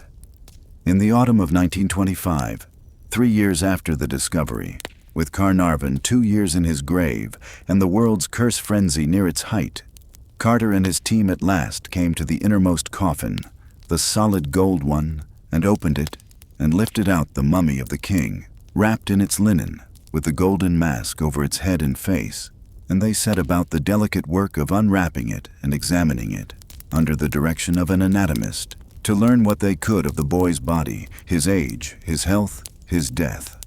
And they ran, almost at once, into a terrible problem, a problem made, with a dark irony, out of the very substances that Egyptian religion had used to sanctify and preserve him. Because in the funeral, the priests had poured over the wrapped body, and over the mask, and into the coffin, great quantities of sacred anointing oils and resins, black libations of the embalmer's holy craft, and over 3,000 years those oils and resins had not stayed liquid. They had oxidized and hardened and set, turning into a black, pitch-like, rock-hard mass that had glued the mummy, absolutely and immovably, into the bottom of its solid gold coffin, and had cemented the golden mask onto the head, and had welded the whole thing together into a single fused block. The boy was stuck fast to his own gold, by the very holy oils meant to bless him, so hard that no amount of gentle effort could free him. And Carter and his anatomist, faced with a body they could not lift out and a mask they could not remove, made the decisions that they made, in the pressures of their moment. And those decisions were, by the standards of any later age, and by the plain standards of tenderness, a kind of quiet catastrophe. They put the coffin out in the full blazing heat of the Egyptian sun for hours, trying to melt the hardened resin, and it would not melt. They used heated knives and tools to cut and pry the mask away from the face, and to get the body out of the coffin at all, and to examine it, they took it apart. They cut the mummy of Tutankhamun into pieces. They separated the limbs, detached the head, cut the torso from the pelvis, removed the arms and legs at the joints, in order to free each piece from the setting resin, and to lift the golden ornaments and amulets that were stuck in the wrappings between the layers. More than 140 objects of gold and precious stone folded into the linen against the boy's skin. The most famous body in the world, the perfect golden mask and the serene young face, and underneath it, when the examination was done, a body reduced to pieces, reassembled onto a tray of sand, the damage hidden for decades from a public that imagined the boy king lay intact and undisturbed in his golden calm. Now I want to be fair to Carter and his anatomist, because it is easy, from the comfort of a later century, to be appalled, and appalled is not quite the right thing to be. They were working at the very edge of what anyone knew how to do, with a body fused into gold by a chemistry no one had anticipated, under enormous public pressure, with methods that were the ordinary methods of their science at the time. And they did not do it out of carelessness or greed, but out of a genuine, if we would now say misguided, determination to learn and to preserve. and the anatomist's examination, for all the damage, gave us much of what we know of the boy's frail body. But there is no getting around the plain shape of the thing, which is that the tomb of Tutankhamun, sealed to protect the boy's body for eternity, was opened, and within 3 years the boy's body had been cut into more than a dozen pieces, and the agent of that dismemberment was not a curse, was not an ancient guardian, was not the wings of death, but was the excavation itself. The loving, careful, ruinous attention of the men who found him, and the hardened grip of his own sacred gold. If you wanted to say that some harm did come out of the opening of that tomb, real and lasting harm to a real body, then here it is, and it is worth sitting with, because it inverts the whole legend. The curse tellers looked for the harm outside the tomb, in the deaths of lords and secretaries and millionaires across the world, and found only coincidence. The real harm was inside, on the boy himself, and it was done by human hands, and it needs no magic to explain it, only the oldest and most ordinary of truths, that we damage most what we most want to hold, and that the boy's gold, which was meant to keep him safe forever, was in the end the very thing that would not let him be lifted out whole. And the body's strange modern afterlife did not end there, because in the decades that followed, Tutankhamun's remains, back in the tomb where Carter had at last laid them to rest in their sarcophagus, became one of the most examined bodies in the history of the world, subjected again and again to the advancing tools of each new age of science, X-rayed, scanned, sampled, studied. The boy's pieces looked at with rays, and then with the fine slices of the computed tomograph, and then with the reading of the very DNA in his cells. Each generation of scholars coming back to the frail, broken body with better instruments and older questions. Who was he? Who were his parents? What was wrong with his bones? How did he die? And it was these examinations, this patient modern rereading of the body itself, that gave us the true boy at last, the one we have carried through this whole night. Not the golden god of the mask, but the child underneath it, the club foot, the bone disease, the malaria in the blood, the inbred fragile frame, the broken leg near the end, the whole sad and human truth of him, recovered not by breaking a curse, but by the slow, honest work of looking closely and refusing to look away. The mummy that the legend imagined as a source of death turned out to be, under the scanners, a source of knowledge and of a strange tenderness. Because the more closely we looked at the boy king's poor, damaged body, the less he seemed a figure of dread, and the more he seemed exactly what he was, a sick and gentle child who had suffered in life and been forgotten in death, and dismembered by his rescuers and studied by strangers for 100 years, and who had never, in any of it, harmed a single living soul. There is one last curse story about the body, and it belongs to a much later age, and I give it to you because it is the perfect small specimen of how the legend goes on manufacturing itself, generation after generation, and because it is, at bottom, a joke that got taken seriously, which is very often how these things begin. In the years around 1972, 50 years after the discovery, the treasures of Tutankhamun, the mask and the gold and the wonders, not the body, which stayed in Egypt, but the golden objects, went on a great traveling exhibition around the world, to London and later to America and elsewhere, and everywhere they went the crowds came in their millions, and a new wave of Tutmania swept the world, a whole second golden frenzy half a century after the first, and with it, inevitably, a new crop of curse stories, freshly minted for a new age, and the most famous of them concerned the aircraft that flew the treasures, or the personnel connected to their transport, and it is said that among the crew of a Royal Air Force flight that carried the artifacts, or was connected to the exhibition, there were men who joked about the curse, who made light of it, and who then suffered various misfortunes afterward, a divorce, a heart attack, an injury, a fire, and one of them, the story goes, having jokingly kicked or disrespected the crate containing the treasures, later broke the very leg he had kicked with, and these tales circulated and were told with relish, Look, it is still working. 50 years on, the curse still strikes. And they are, of course, exactly the same phenomenon we have watched all night, the same counting of the hits and ignoring of the misses, the same shaping of ordinary human misfortune, divorces and heart attacks and broken legs, which happen to everyone, curse or no curse, into a pattern by the simple trick of remembering only the people connected to the tomb, and forgetting the vastly greater number of people connected to the tomb who suffered nothing at all, the millions who filed past the gold and went home and lived long, ordinary lives. But notice, and this is the point, notice how the story had by then curdled into comedy, how the curse of the 1970s was half believed and half laughed at, a thing you told with a grin and a glance over your shoulder, because by then the world had changed, and the raw grief of 1923 that had made the curse a consolation was long gone, and what remained was the shiver for its own sake, the pleasure of the ghost story told around the campfire of the modern world.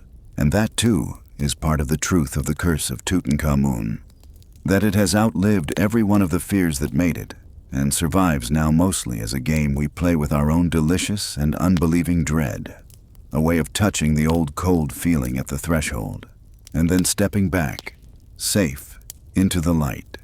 And so, having stood in the innermost room of all, at the boy's own broken body, and having watched even that dissolve into human error, and human tenderness and human need, we can finally do the thing the whole night has been building toward, and turn away from the tomb entirely, and look, at last, into the mirror, and ask why we needed any of it to be true. The curse as a mirror. Here is the question that the whole night has been quietly walking toward, and it is not a question about ancient Egypt at all. It is a question about the human mind, and it is this.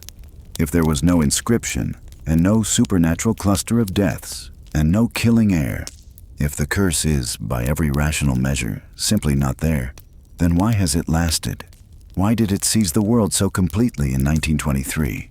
And why, a full century later, in an age of scanners and antibiotics and genome sequencing, does it still have such a grip on the imagination that a documentary can be made of it every few years, and a child can tell you, without knowing anything else about ancient Egypt, that the tomb of the boy king was cursed?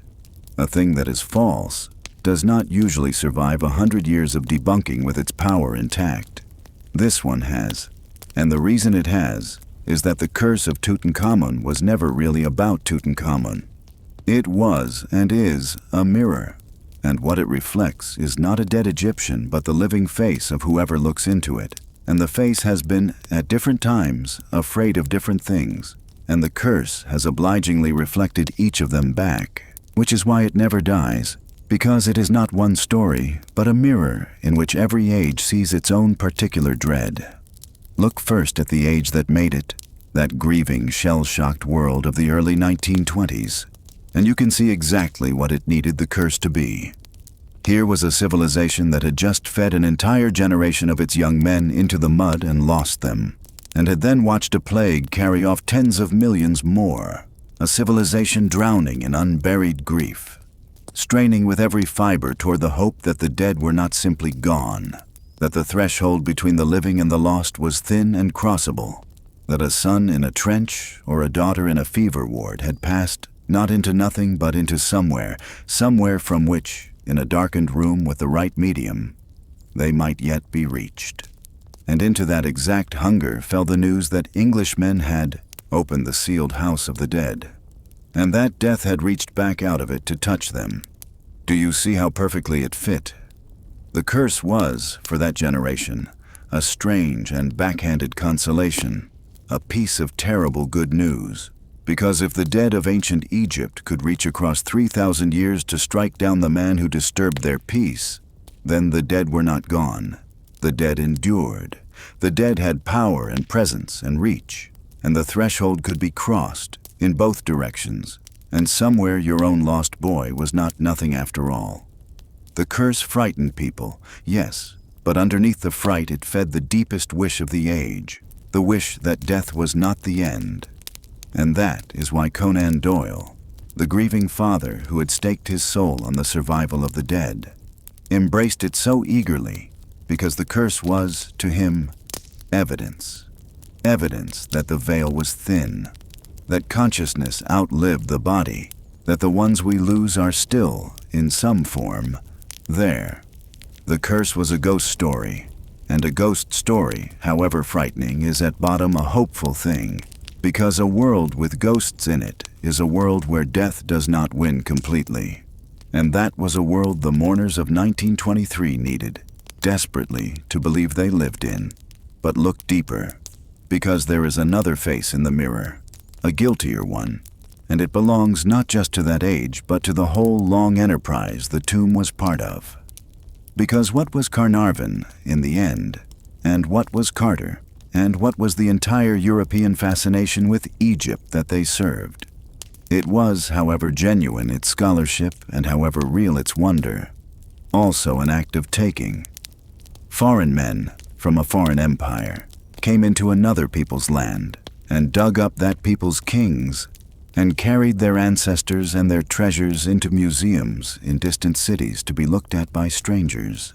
And this was the great age of empire, when the powerful nations of Europe held dominion over much of the earth and helped themselves, as a matter of course, to its past as well as its present, its gold as well as its grain. And there is, in the human conscience, however buried, a knowledge that this is a kind of violation, that to break into the grave of another people's king and take his gold is not a wholly innocent act, that it incurs, somehow, a debt. And the curse is the shape that buried knowledge takes, the guilt of the plunderer wearing the mask of the vengeance of the plundered. The curse is what the taker's own conscience whispers, dressed up as the dead man's threat. And it is surely no accident that the legend caught fire at the very moment when the age of empire was beginning, faintly to doubt itself, when the peoples whose treasures had been carried away were beginning to ask for them back, when Egypt itself, in those very years around 1922, was struggling toward its own independence and its own claim on its own past. The Curse of Tutankhamun was, among all the other things it was, the bad conscience of an empire, the suspicion, never quite admitted in daylight but powerful in the dark, that the gold was not ours to take, that a threshold had been crossed that ought not to have been crossed, and that such crossings, in the deep moral arithmetic that the human heart insists upon, even when the head denies it, must somehow, someday, be paid for. That is why the curse fastened so hard onto the gold, onto the plunder, onto the taking, because that is where the guilt was, and guilt, unspoken, always finds a way to speak, and often it speaks in the voice of a curse. And there is the oldest face of all in the mirror, older than empire, older than the war, as old as the first human being who ever buried another and stood, afterward, at the little mound of turned earth, afraid. Because underneath the grief of 1923 and the guilt of empire, there is a dread that belongs to no particular age but to the whole species, the dread of the dead, the deep, ancient, universal human sense that the dead are not to be disturbed, that a grave is a threshold with a rule written on it in every culture that has ever existed, and the rule is, do not cross. Every people on earth, in every time, has drawn a line around its dead and forbidden the living to breach it, has treated the grave as sacred and its violation as among the darkest of all acts. And this is not superstition exactly, or not only. It is something closer to a moral instinct, a piece of the deep grammar of being human, the knowledge that the dead were once us and we will one day be them, and that how we treat them is how, across time, we agree to be treated ourselves, and that to break into a grave for gain is to tear the fabric of the oldest agreement there is, the covenant between the living and the dead. And when that covenant is broken, some part of us expects consequences, not because a ghost will come, but because the breaking of so deep a rule feels, at the level below thought, as though it must matter, as though the universe itself must take notice. And the curse is the name we give to that expectation. It is the sound the human conscience makes when a threshold that should not be crossed is crossed. And that is why, lying there in the dark tonight, having heard me dismantle the whole thing, some small part of you still watches the door, because that part of you is not responding to the evidence about Carnarvon's mosquito or the survival of Howard Carter. It is responding to something far older and far deeper, the primordial knowledge that the dead are not to be disturbed, and it will go on watching the door no matter what the evidence says, because it was watching the door long before there was any evidence, long before there was Egypt, long before there was writing to carve a curse with, since the very first grief and the very first grave, in the very first dark. So the curse is a mirror, and it has shown us three faces: the grief that wants the dead to endure, the guilt that knows the gold was taken, and the ancient dread that guards every grave. And none of those three faces is Egyptian. All three of them are simply human, and all three of them are ours. The Curse of Tutankhamun is not something the boy king did to us. It is something we did with the boy king, a story we built out of our own oldest fears and deepest wishes, and hung upon the golden face of a child who had been dead for 3,000 years and could not object, could not explain, could not tell us that he had never meant us any harm, that he had been, in life, only a frail and limping boy who wanted, like all of us, not to be forgotten, and who had been forgotten anyway, more completely than almost anyone, until a man with a candle gave him back his name. And that, at last, is where we can turn, in the final hour of the night, back to the boy himself and to the gold, and to the one true thing that all the false things were built around, and let the story close where all these stories close, not in fear, but in something much quieter and much kinder, at a threshold in the dark, with a lamp, the gold, and the face. We have talked all night about the curse, and about the deaths, and about the fears in the mirror, and we have hardly stopped, in all of it, to look at the thing itself, the actual treasure, the gold that Carter saw wake in the candlelight. And I want to spend a little while there now, in the drowsy final stretch, because the gold is the center of everything, the temptation and the wonder and the thread that ties the whole story together, and because it is, quite simply, the most astonishing thing that human hands have ever left in the ground. Remember how small the tomb was? 4 cramped rooms, a nobleman's tomb, hurried and modest. And now understand what was packed into it, because the contrast is the whole point. It took Howard Carter and his team not days, not weeks, but 10 years to empty that little tomb. 10 years of the most painstaking labor, because it held something over 5,000 objects, 5,000 crammed and stacked and wedged into those 4 small rooms, and every one of them had to be photographed in place, recorded, numbered, drawn, conserved, and removed, with a care that had never been brought to such work before. And Carter did it. The difficult, prickly perfectionist, he did it right. He gave those 10 years of his life to doing it properly, which is its own kind of monument, and a truer one than gold. And the gold. There were the great gilded shrines, 4 of them, nested one inside another like a set of golden boxes, filling almost the entire burial chamber, so that opening them was like opening a treasure within a treasure within a treasure. And inside the innermost shrine, a stone sarcophagus, and inside that 3 coffins, nested again, each one shaped like the boy king with his arms crossed and the crook and flail upon his breast, the first 2 of gilded wood, magnificent enough, and then the third, the innermost, the one that held the body itself, and the third coffin was not gilded wood at all. It was solid gold, more than 100 kilograms of it, 240 pounds, and more of pure worked gold in the shape of a boy. A coffin worth, in mere metal, a fortune beyond most fortunes, and worth, as an object, as a work of the goldsmith's art, something that cannot be priced at all. Think of the weight of it, the sheer physical mass of gold poured and beaten and worked into the image of a 19-year-old, and think that it lay there, in the dark, under the rubble, 3,000 years, while empires rose and fell overhead, while every other king in the valley was stripped to his bones, and it was never touched, never melted, never scattered, waiting.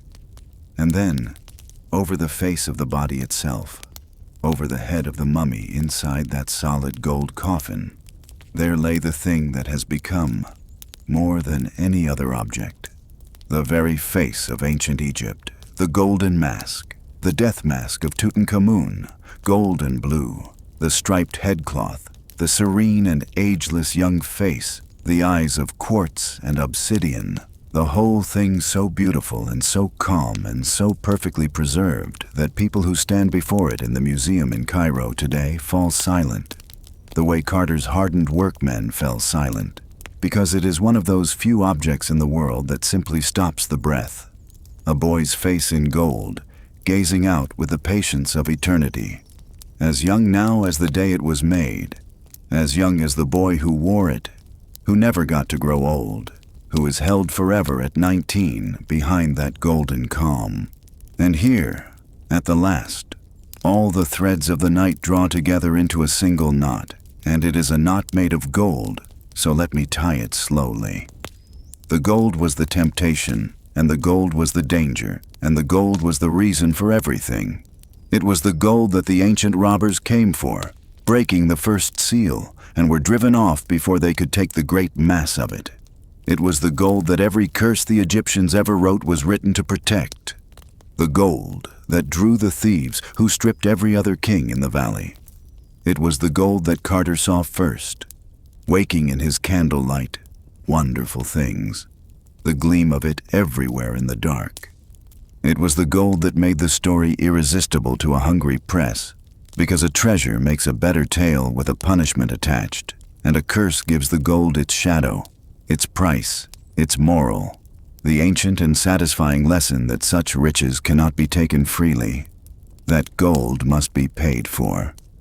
And it was the gold, above all, that was supposed to do the one thing gold most conspicuously failed to do, which was to buy the boy his eternity. The Egyptians believed that gold was the flesh of the gods, incorruptible, unfading, eternal, and they wrapped their kings in it precisely to make them eternal too, to armor them against time and decay and forgetting, to purchase, with the imperishable metal, an imperishable existence. And it did not work. The gold did not make Tutankhamun eternal. The gold did not preserve his memory. His memory was erased anyway, struck from the lists, blotted out, forgotten for 3,000 years, while his solid gold coffin lay useless in the dark, unable to buy him even the smallest scrap of the remembrance it was supposed to guarantee. The gold failed. The whole enormous golden apparatus of Egyptian eternity, the shrines and the coffins and the mask and the 240 pounds of imperishable divine flesh, failed utterly at its one appointed task, which was to keep the boy alive in the memory of the world. And do you know what did not fail? Do you know what actually kept him alive? What actually gave him, in the end, the deathless remembrance that all the gold in the valley could not buy? It was the thing the Egyptians themselves, in their wisest moments, always knew mattered more than gold, though they could never quite bring themselves to trust it over the metal, and it was the plainest thing in the world. It was his name, not the gold, but the word. Tutankhamun. 6 syllables, a name, spoken. The gold lay in the dark and bought him nothing, and it was the name, carried out of that tomb by Carter, printed in every newspaper on earth, taught to every child, spoken now in every language under the sky. It was the name, the mere spoken name, that did what all the gold could not, and made the forgotten boy the most remembered person of the ancient world. The Egyptians wrote, on other nights we have read it together, that a man is not truly dead until his name is no longer spoken, that a good text, a remembered name, is better than a pyramid, better than a tomb, better, we may now add, than 240 pounds of solid gold, because the gold could not save him, and the name did. They were right. Of everything they believed, that was the true thing, the deepest thing, the thing tested by 3,000 years of silence and proven, at last, in the mouths of strangers 33 centuries away. The words outlast the gold. The name outlasts the mask. It is the oldest bet in human history, and tonight, once more, quietly, in the dark, it pays out. Because you are lying here in a language that did not exist when the boy was buried, saying, with me, his name. The last threshold. And so we come back, as we always come back on these nights, to where we began, to the doorway, to the lamp, to the man with the candle at the threshold in the dark. But it looks different now, does it not? Now that we have been all the way down and all the way back. When we started, the threshold was a frightening place. The edge of the forbidden dark, the door that should have stayed shut, the crossing that must be paid for. And it is still all of those things. The dread at the grave is real and ancient and will not leave us, nor should it, because it is the sound of our respect for the dead, the deep old covenant that makes us human. But the threshold is something else too now, something we could not see at the beginning. Because when Howard Carter cut his little hole and held up his candle and leaned in and said wonderful things, he was not, whatever the newspapers made of it, unleashing a curse. He was lifting one. He was crossing a threshold in the wrong direction, or rather in the only direction that could save the boy, out of forgetting and into memory, out of the second death and back into the speaking of the name. The real curse on Tutankhamun was laid not by any priest, but by his own successors. And it was the curse of erasure, the worst thing an Egyptian could suffer, and it had held for 3,000 years, and Carter broke it. The lamp at the threshold was not the beginning of the boy's doom. It was the end of it. It was the light coming back. So let the picture change, as your eyes grow heavy and the day lets go of you at last. Let the man at the door be not a robber, but a rescuer, not the bringer of a curse, but the lifter of one, a difficult, proud, lonely man who gave 30 years of his life to finding a forgotten boy, and 10 more to caring for him properly, and who suffered for all his trouble. No curse at all, but lived and grew old and died in his bed, because there was never any curse to suffer. Let the gold be not a stolen treasure crying out for vengeance, but the failed and beautiful armor of a frail child, the flesh of the gods that could not, in the end, do what a single spoken name could do. And let the boy be not a vengeful spirit lurking at the threshold to strike down the living, but what he always really was, a sick and limping and gentle child who died too young and was forgotten too cruelly, and who has been given back by the strangest road imaginable, the one thing he was denied and the one thing he needed, his name in the mouths of the living, forever. That is not a curse. It has never been a curse. It is the oldest and kindest magic there is, the magic the Egyptians staked everything on, the deathlessness of a remembered name, and it is working right now, tonight, in this room, in the dark, because we have spent these hours saying his name, and by saying it, we have kept him, a little longer, alive. That brings us to the end of our story, and to the quiet hours when the Valley of the Kings lies silent under its enormous stars, and the tomb stands empty now, its gold long since carried up the river to Cairo, its boy king resting at last, by a mercy the ancients would have understood, back in his own tomb, in his own valley, in the land of the black earth and the red, where he belongs. The frail boy who was the living image of the wrong god, the grown men who erased him, the difficult craftsman who found him, the tired lord who died of a mosquito and a shaving cut, the novelist and the knight who built a curse out of grief and headlines, the locked-out reporters filling their empty columns with wings of death, the three-legged dog, the mold. On the painted gods, the 240 pounds of gold that could not buy what a single word could.